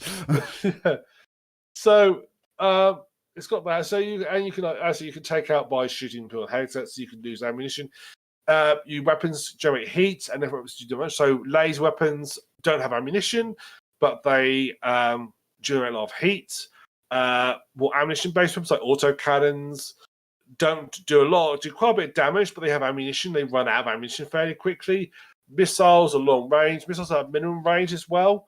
Yeah, because you don't want to be caught in your own missile splash damage. No. Interestingly, though, I'm pretty sure it's only in this game they've actually introduced that. In previous games, you could shoot at point-blank range with your missiles if you wanted to. Well, yeah, I was going to say that was a neat thing in Crime Hounds, because I can remember playing with one of my mates, and he was taking the piss out of me, and rather than firing at him directly, I hit him with splash damage, and he just got wiped the fuck out. Yeah, it was great because if I was firing at someone and my friend, because I was a long range gunner, if any of my friends were engaging the enemy, I had to be incredibly careful with where I fired because I might hit the enemy, but my mates are going to get hit by the splash. And it's not just firing near the enemy, it's firing where your friends are going to be. Yeah. Not where they are right now. Yeah. No, the weapons and missiles is a bit interesting. Where supposed to sort of like fire straight, these will sort of fire up and then come straight down, which looks quite cool. So you have a sort of balance. I mean, I tend to favour. I have lasers, but I tend to favour ammunition. Mostly tend to do more damage. Sure. Which the lasers and stuff do. You can also put different types of armor. Well, this you could always put different types of armor. I've not actually got that because I've had so many issues configuring. I've actually only gone to mission 3. Wow. Yeah. So the majority of your playtime is configuring the controls. Pretty much. And mission 3, I raised quit mission 3 today because they throw so many tanks and aircraft at you. And so mission 3 was like, okay, you take out this Raiders base. First, you send helicopters. You shoot the helicopters down, then you shoot tanks off, and gradually you get the base. Take the base down. Oh, that is a pain. Oh, another complaint. Destroying buildings. Fucking hell, it's a pain in the ass. You get to a base, and it's like, okay, the base has got 100% health. Great, okay. So you destroy a building. Now, I don't know about you, but if I take down, imagine those sort of semicircular old army base buildings. Yeah, sort of those that look like a semicircle. Yeah. If I destroyed the middle of that, but left the ends, I would consider that destroyed. Yeah. So I walked through a load of barracks, taking out the middle part of them, and it did take damage off, but didn't consider them destroyed. I had to go back through and destroy more. So the door's still standing, they're still good. Everyone inside's dead. Except for that one guy huddled in the bathroom at the back. Yeah. And it's like that. So turning out a base is a fucking pain in the ass because it's not. You can't. You have to just. It's just. You just wait for your weapons to recharge, shooting, and you can walk through a lot of it. It doesn't do any damage walking through stuff, which is quite cool. You just literally smash your way through stuff. But you are just gradually destroying the base bit by bit, slowly by slowly, slimy attacks. It just takes a while, and that's just like a bit dull. I would like to be at least let me destroy like a big fuel depot and let it explode, do a load of damage. Let me do that, make it sort of cool. And so eventually then I get put up against. Sound like me. Yeah. So what you expose is destroy the base. So let me destroy it efficiently. I then have to go up and I walk back and it says, oh, they've got themselves this mech. It's very fast and you're very slow. But it's a light class mech, not got a lot of armor. But you'll be all right, don't let it get behind you. Well, that's fantastic advice. But given that I turn like, a sloth with no legs, because I'm in a big heavy mech, and this thing runs around like a rat out of the trap. And you haven't got a torso turn set up either. No, I was using torso turn. Even with my torso turn full to the left, which is the side he's going on, and me turning, slowing right down, so putting all my energy into turning rather than trying to sort of run, I couldn't keep up with him. He was so you couldn't lead a shot or anything? I couldn't get anywhere near, so he's just behind me, shooting me in the back. Wow. I was like, oh, for fuck's sake. Yeah. So I said, right then, mate, I'll fuck you up. So I reversed up to a cliff. Get behind me now, motherfucker. Did you find a way? Well, at that point, I was so damaged, she was going to take me out. So this time I played it. What I did this time, I did this very sophisticated tactic. When I got to a bit where I knew he was going to finish, as soon as they saw mentioned, oh, it looks like I've got a mech. I went full reverse and started reversing back towards the base I just destroyed at full speed. And so he's all coming at me. And this is like, right, okay, I've got you arranged now. I can get a few shots on you now. Why are you trying to close? You're faster than me. Why are you trying to close the distance between me? I want to get some shots on you. And I was able to get a lot of damage on, but eventually closed the gap. Eventually, after much to and fro, I managed to go onto a rock. I don't know how. I got onto a rock, and he couldn't figure out to get up to it, so he just kept running back and forth trying to work out to get up there. I eventually took him out. But I had so little armor left. I'm walking. I'm just gradually walking towards my drop pod. I can see a drop pod in the distance, or where it's going to be. This little tank comes round, fires one shot, and I die. Wow, that's rad. I was like, mate, that would be honestly, I would be so psyched if that happened to me though. Don't get it wrong. It's an experience. It's one of those. Yeah, I was going to say when the tank finished me off. it's an experience. But at the moment, in that moment, very moment of time, it's like, oh, for fuck's sake! After all that stress, escape. It's great. It's a quick desktop. Now, imagine if your suit had been taken out and you could have then ejected and sprinted. Yes. Like what you can do in Daemon X Machina and a bunch of the other kind of Japan-y arcadey mech games where you can just literally get out and fucking leg it. Yep, exactly. That's what I wanted. So, yeah. But so I've really enjoyed skimming the surface of MechWarrior 5. I am going to carry on though. I'm determined to enjoy it. I've just had a look and found that it's on the Xbox One. So I'm tempted to take a crack at the console version. Okay. And I'll see what it's like. I'll see what it's like on console. Because obviously I'm not going to have all the same remapping issues as you, so... Yeah, take a go at console. I'm interested to see how it plays with a control pad. Yeah. So that'll be interesting to see, because it plays... I wonder if it play. I'll be interested if does it play more arcadey of a control pad, because obviously I'd be interested if it's more arcadey of a control pad. That's what I'll be interested to see. Could you imagine if it turns out that the turning speed of your mech was directly influenced by how you had your stick set up?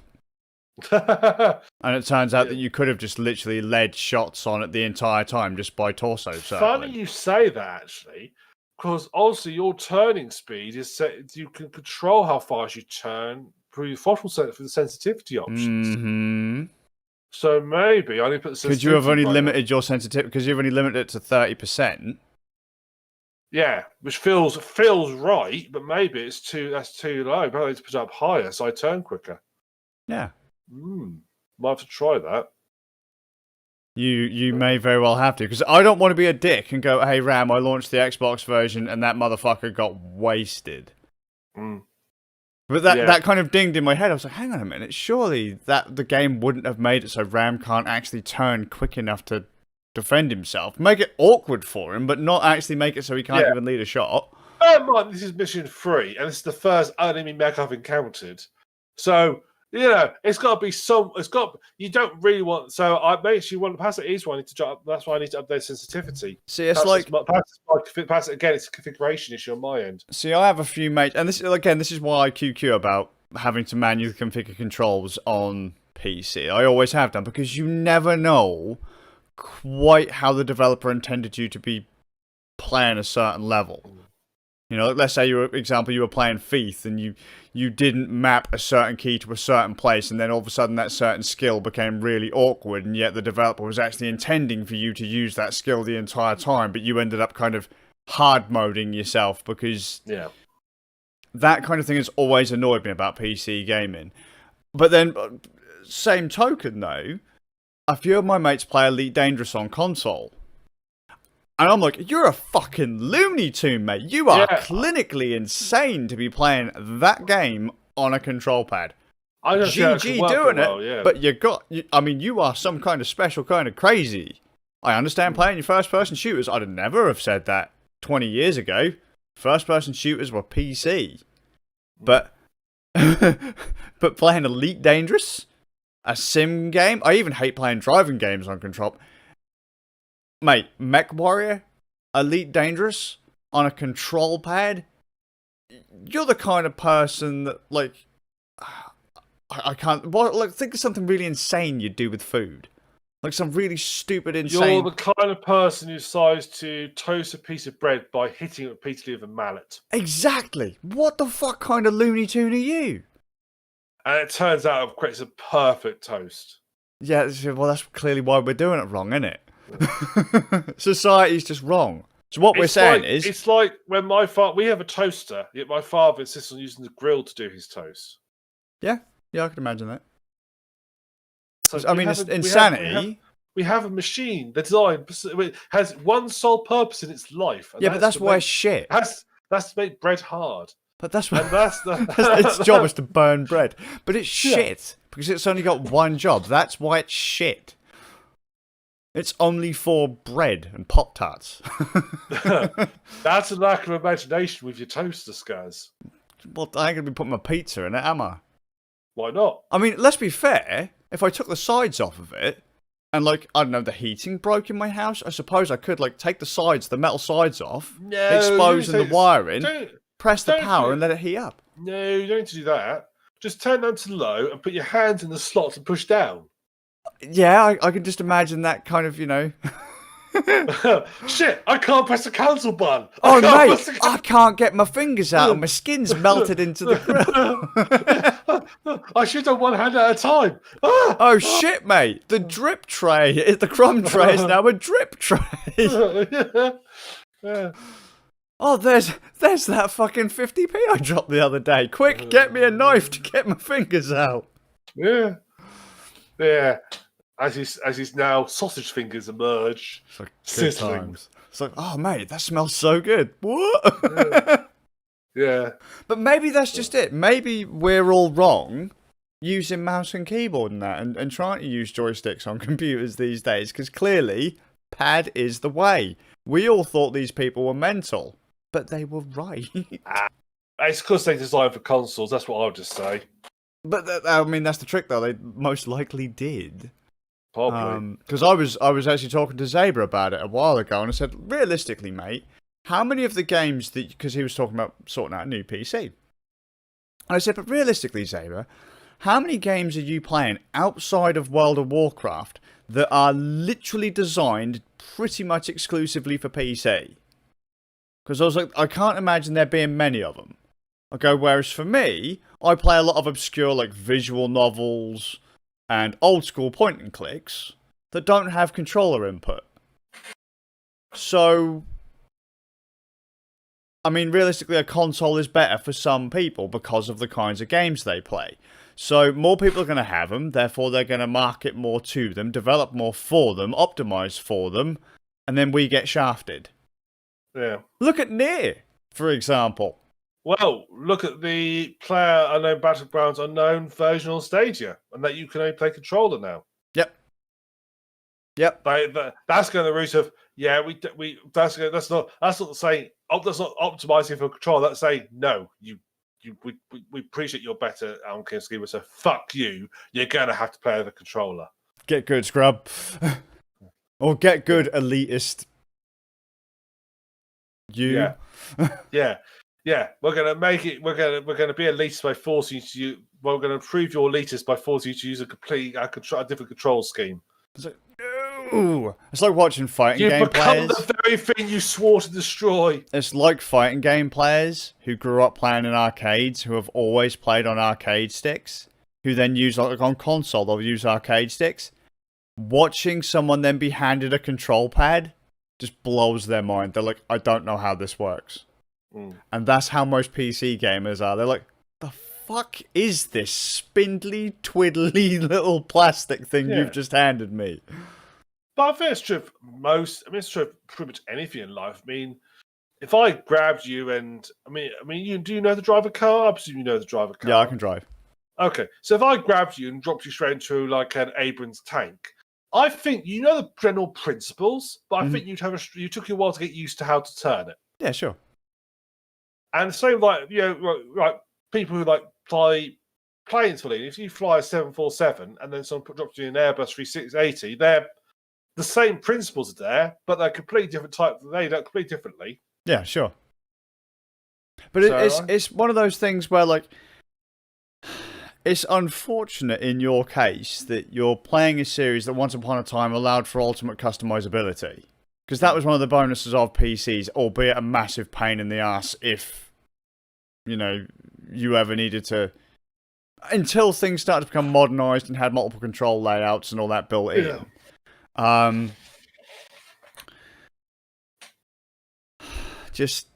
It's unfortunate that you yourself want to play in the old school way, but you can't because...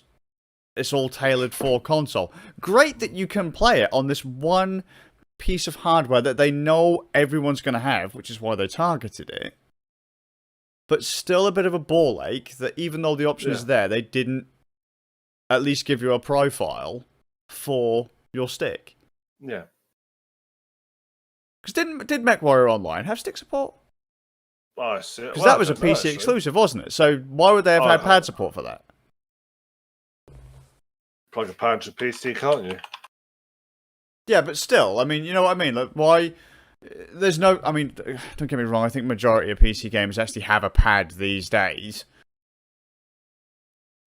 Let's have a look.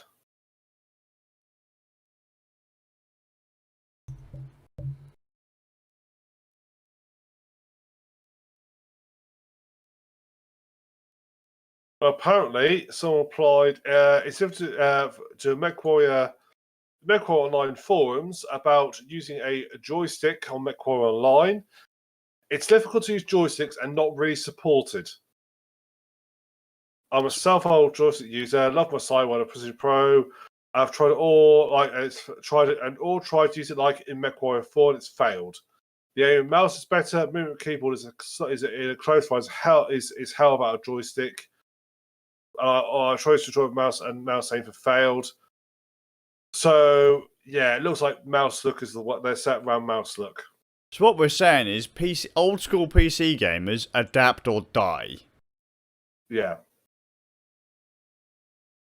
I will force the game to adapt to me. and again, having said that, I think actually there are still certain advantages because looking at, I'm not sure how it works on consoles weapons because I think you have to like select which weapon group you want to fire before you fire. I'm not sure if you can actually like have weapon group 1, weapon group 2 because you have 6 weapon groups that fire your weapons. I'm not sure how it works on consoles. I'm curious to see how that. I've not we looked to see how it works. If you think about it, we used to say the same thing like back in the day, you'll never get an MMO to play on a console. And then Square made Final Fantasy XIV work perfectly on a console. So many different skills that could be bound to a control pad. So I'm just wondering about how, if you've got 6 weapon groups, that's 6 of your buttons used up. You see what I mean? Because I can fire. I've got 5 weapon groups configured on my joystick. I've got 5 buttons there just to find the weapons I can fire with.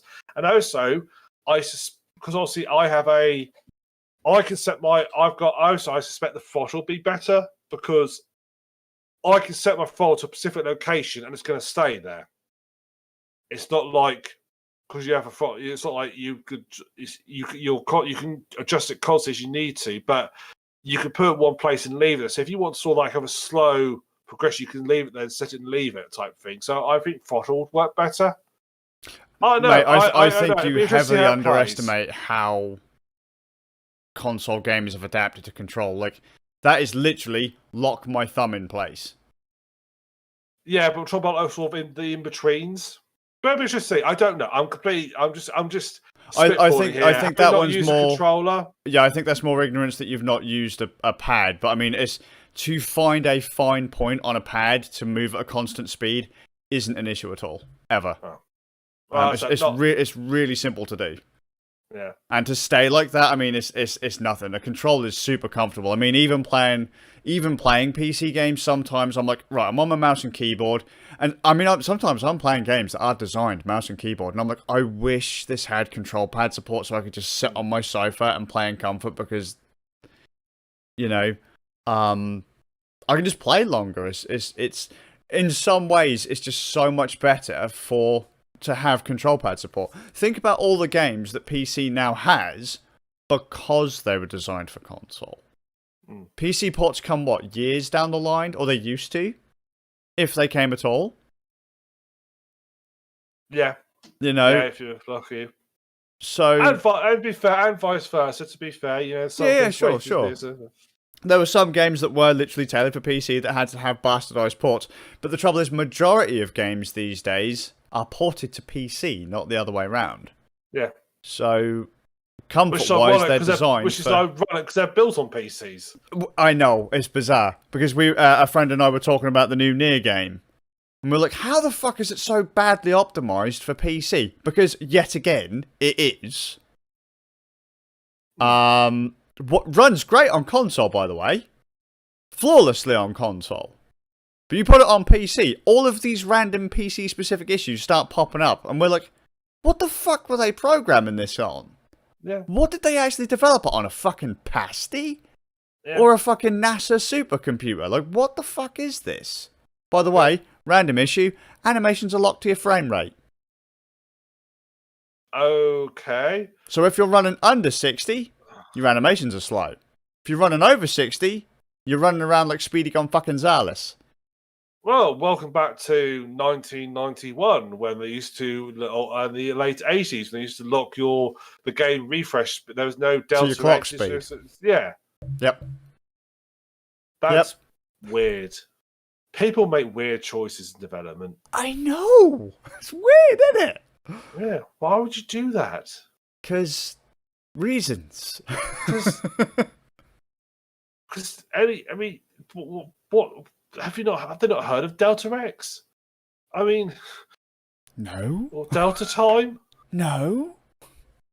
I mean, Delta Time, that's what it's there for. It's designed to sort of... Yeah, but just because it's there... I mean, it's literally built into every game engine. It's just there to make it all nice. But, Ram... No! That means they had to pay the intern to do something with it. Yes, we need to go through our code base and multiply delta time for every time we do a calculation related to game speed. And they're all like, what? And you're like, exactly. What? Just do it. Reasons. Make the PC version broken so that all those PC pricks fuck off and go out and buy a console because we get more money for those. Yeah. I do know most engines' physics is on fixed time, though. Physics usually runs on a fixed time calculation to make it calculate correctly.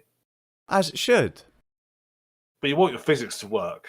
Well, I bloody hope so. But yeah, there's fixed...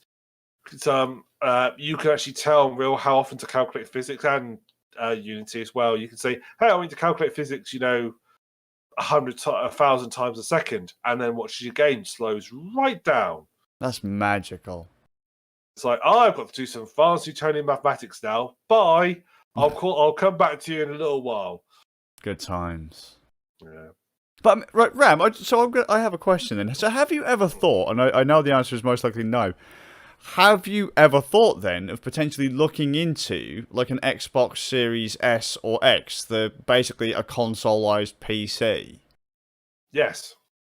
To play, like, because obviously the Xbox is going to play more of the kind of games you want to play. Would you go for an Xbox just to be able to, loaf in front of a TV and... Or even like have it set up in your little office there and, I just want to lay on my sofa and play some MechWarrior? Or would you rather go for like a consoleized PC and then have all of the issues that you've got now? I have considered getting an Xbox. I have considered it. And then I go, well, I've got the PC already. And everything gets released on the PC, so... You've gone and done basically what I did recently. So I was like, you know what? I kind of fancy a console. The new consoles. Because the new consoles are as powerful as Doomslayer, my new PC, right? In near enough every way, they're pretty much as powerful as my new PC. I'm like, fuck, man. And they're only 500 quid. I've been robbed. I've been absolutely robbed. But then I was like, I could hook it up to my TV. But my PC is right next door to my TV. So I'll just hook my PC up to the telly. And I've already got a control pad hooked up to my PC. Yeah, exactly. I can just plug a Xbox 360 control pad into the PC. And, exactly. Hey! Or I don't need to do that because thanks to a gift a couple of years ago, I've got a Stadia control pad which recognises an Xbox. So I'll just plug that in and use that. That's what I throw out there. Steam's control pad remapping. Like that's built into Steam. Thank you, Uncle Gaben. Unfortunately, you can't get a Steam control pad anymore. No, I know, don't, because I liked those pads. They were nice pads. I've lost my dongle for my pad. I'm so fucking sad. Oh, tragedy. Gabe, hook me up, mate. Yeah, I'm sure he will. I loved that pad. I absolutely loved that pad. I really wanted to build another small form factor PC. If there wasn't a graphics card shortage, obviously. I would have loved to have built another small form factor PC just to sit. I know Doomslayer sat right next to my TV, but I would have loved to have had just literally a consoleized PC by my TV just to like launch Steam in big picture mode. Yeah. Because it works so well. And if you've got a PS4 pad, You can use the touchpad for mouse input. So if you're playing like point and clicks and stuff, oh, so good. Yeah. Yeah, that's basically where I've considered it. It's like I just don't see the necessity of it. Sure. So that's why the limitations of it, really. Yeah, I mean as much as I've complained about MechWarrior, I love playing with a joystick. Yeah. No, you can tell because you've put that time into remap. Yeah, which I couldn't do on a console. No, of course. So that'll be really funny if it turns out it had stick profiles on the console version. I'd be interested to see. It's going to actually be very interesting. That'd be fucking hilarious. That'd be absolutely. It's like the Xbox version of Sea of Thieves. Like you just plug in a mouse and keyboard, and it goes, "Oh yeah, mate, you can just use mouse and keyboard on the console version because it's the exact same version from the Microsoft Store." Yeah, it would surprise me in the slightest. And it would surprise me if it tells you to configure the RNI file on your console. Oh mate, how do I get to the root directory of? Yeah. Oh. Is there a text editor built into the Xbox One? Probably not. It's got a web browser, hasn't it?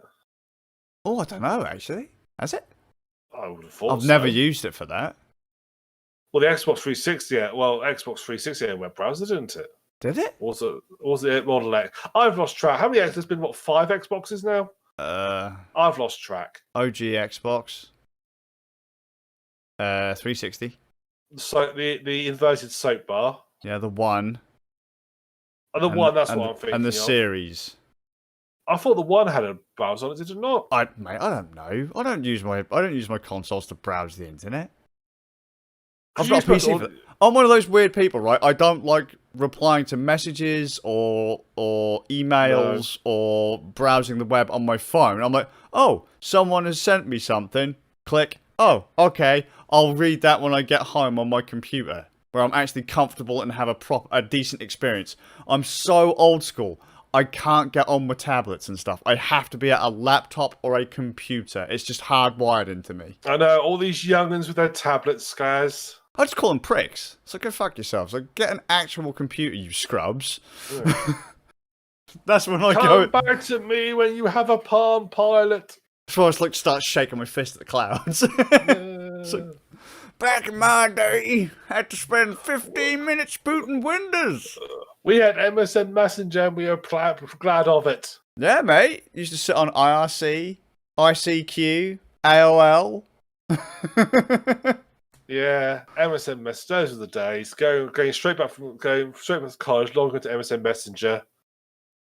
Them were the days. Them were the days. And now everyone's on Facebook sharing nudes and. We were MSN Messenger. Then we moved on to Skype before Microsoft bought it.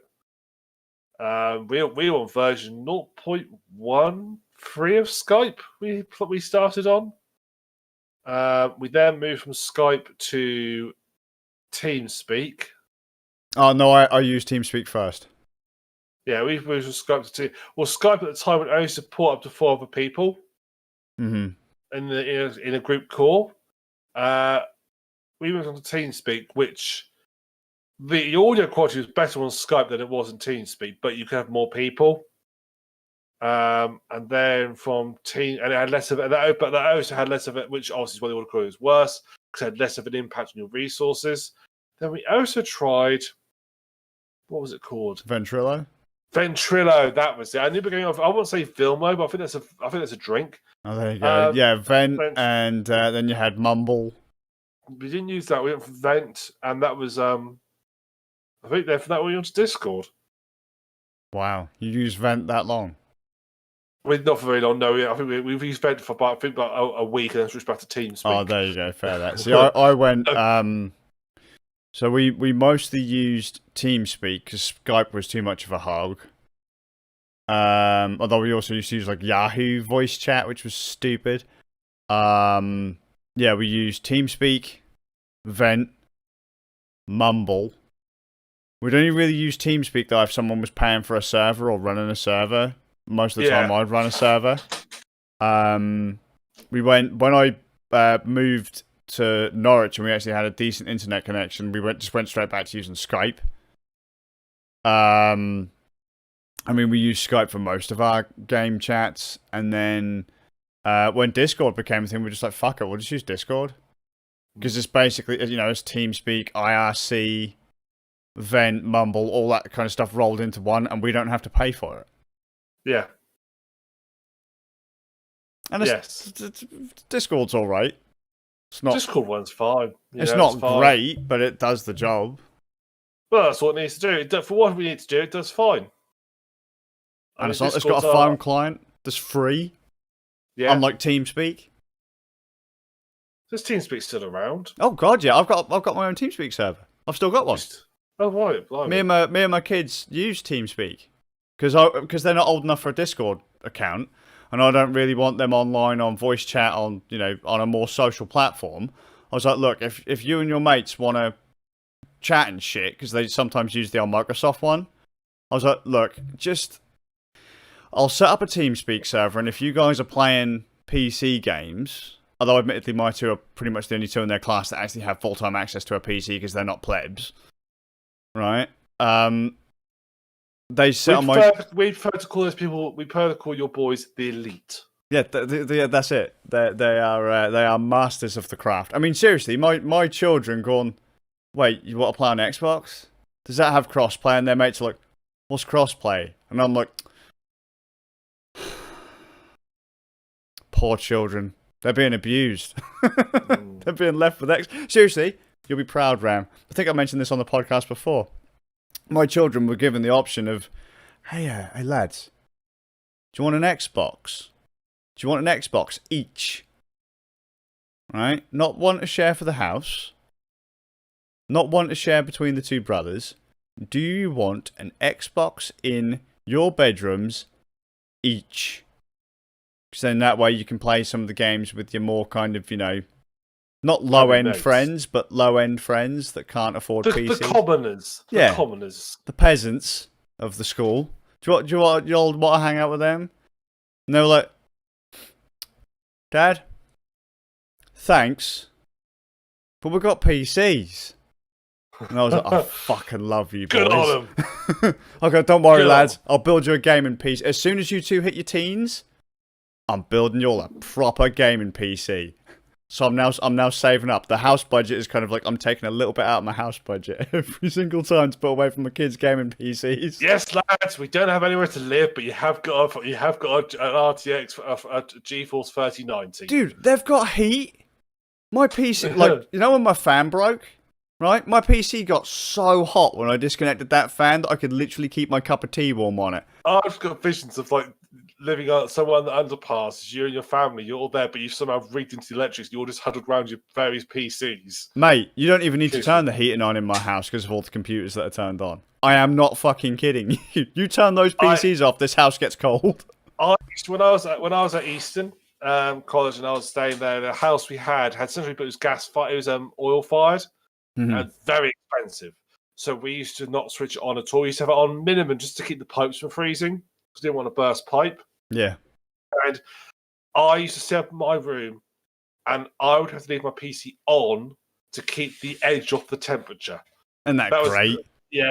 But I do have memories of sitting at my desk on my PC wearing thermals, trousers, a jumper, gloves, hat, a jacket. I just imagine you tucking your PC under your jacket like a hot water bottle. Yeah, it was so cold. So because single glazed windows, but I'm playing Fallout New Vegas. It's like literally frostbitten fingers. I can't feel the mouse through the thick mittens. He presses the W key on his keyboard and his finger snaps off. Yeah. Oh, sounds like he's got a mechanical keyboard, but it's just the membrane freezing every time it releases. Yeah. Well, so do you use air cooling your PC? No, I use ice cooling. Yeah, mate. I'm more hardcore, mate. Liquid nitrogen, pussies. Yeah. Live in Easton. Yeah. Can't believe that. Oh, that was a lovely farmhouse. Even had no heating. Yeah, good times.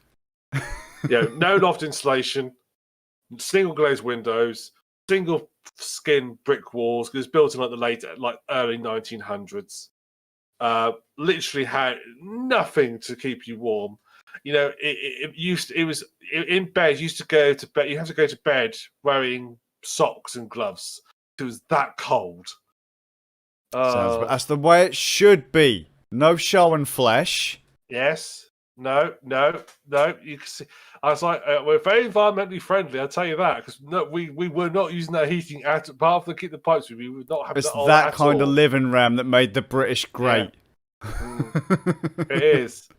It is.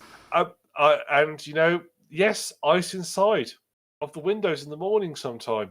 Yeah, I remember living places like that. You're like, dude, that should not be a thing.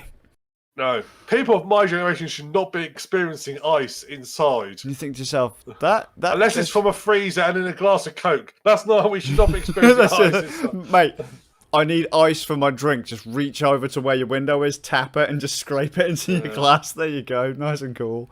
Or you leave your glass of Coke on the side when you wake up in the morning. It's got ice cubes in it where the top's frozen up. Yeah.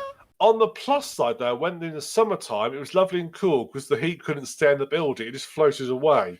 So it was lovely and cool in the summertime. Oh, good times! Like I say, it's that kind of living that made the British great. Everyone's soft now. They've all got their lives have been consoleized, heating, coffee on demand, all that shit. Come live in an ancient house like a PC gamer would. Yeah, do it right. Invest everything in your PC. Everything else is secondary. Carpets, rich people. All I need is a bed. All I need is a bed, a chair, a PC, and a joystick. That's all I need. You know the Japanese tables with the blanket over the top and the heater underneath it? Yes. PC gamer, just whap your PC under there, mate. Yeah. Nailed it. That's it. Yeah. All you've got is your PC desk with a blanket over the top of it. Your PC's underneath it. You're lovely and fucking warm. Just lay back in your chair. Where's your bed? Like, people go around to your house. I mean, I can just imagine you with a mansion. And you've got no furniture in it. No wallpaper. Yes. No carpets. Yeah. Only one room has got something in it, and that's the PC. And literally a desk, a blanket. Yeah. Yes. A pillow on his chair. It's just me walking from room to saying, this is the drawing room, and it's an empty room. This is the dining room, it's an empty room.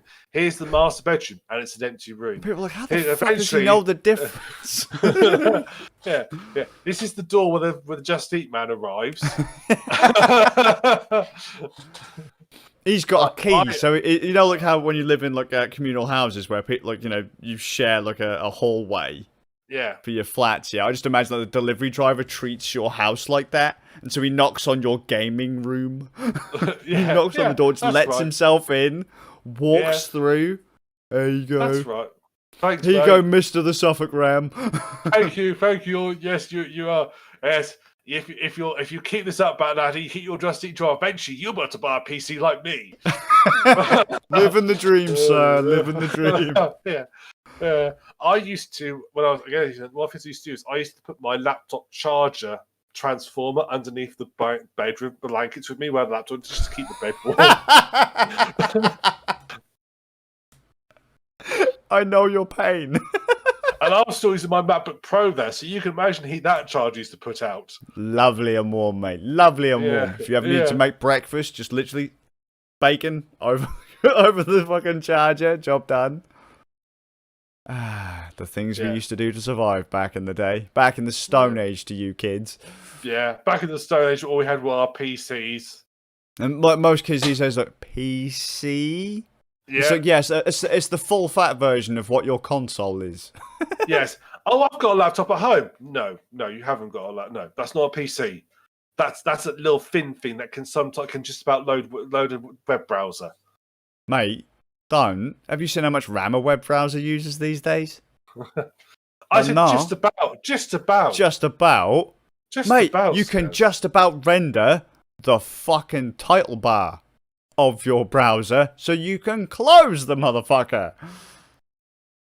Just saying. Browsers are wrong. They shouldn't require like 15 gigs of RAM on startup. We're going to render the entire internet before you even load up a page. Don't download the entire internet. I've just realised, Ram. Yes. We've gone off on a tangent. Is there anything else you'd like to add in? No, because at the start, before we started this, I said to Skaz, this needs to be a short one tonight because I'm up like at 5 o'clock to load pigs. So I said, can we keep this one short? Yes. And this has been the longest one we've done for the last 6 months. This is so you know what you should have said? We need to take our time. Yes. I thought we've only got Orcs Must Die and Macquarie 2 to discuss. Yeah, but then we went off on that rant about how everyone else are peasants and control pads. Just don't go back to the old school days of PC game when you really have to edit an INI file to make shit work. Yeah. So on that note, I feel we need to call it a night. All right. So as he's got his freedom for me, it's a crap. Well, I ain't got anything to click. Just imagine I pulled a knife, Scazius. We'll see you in a fortnight on the 8 plus 4 is 12. On the 22nd of May.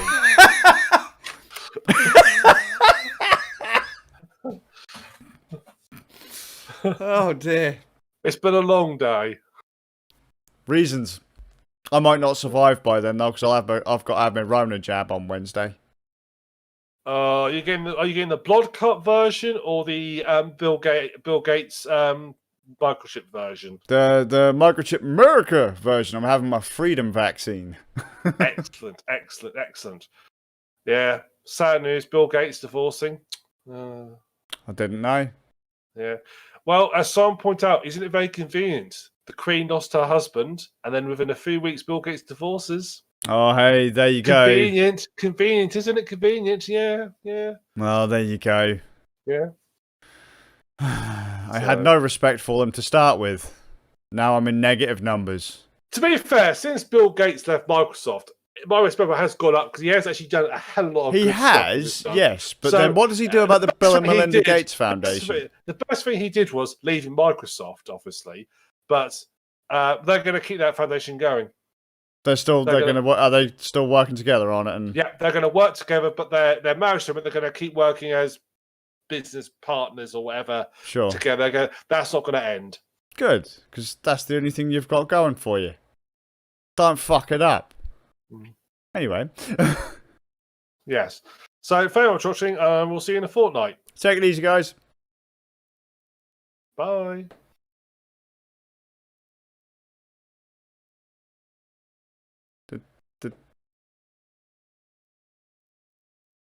It's not stopping. Oh no. It's not stopping.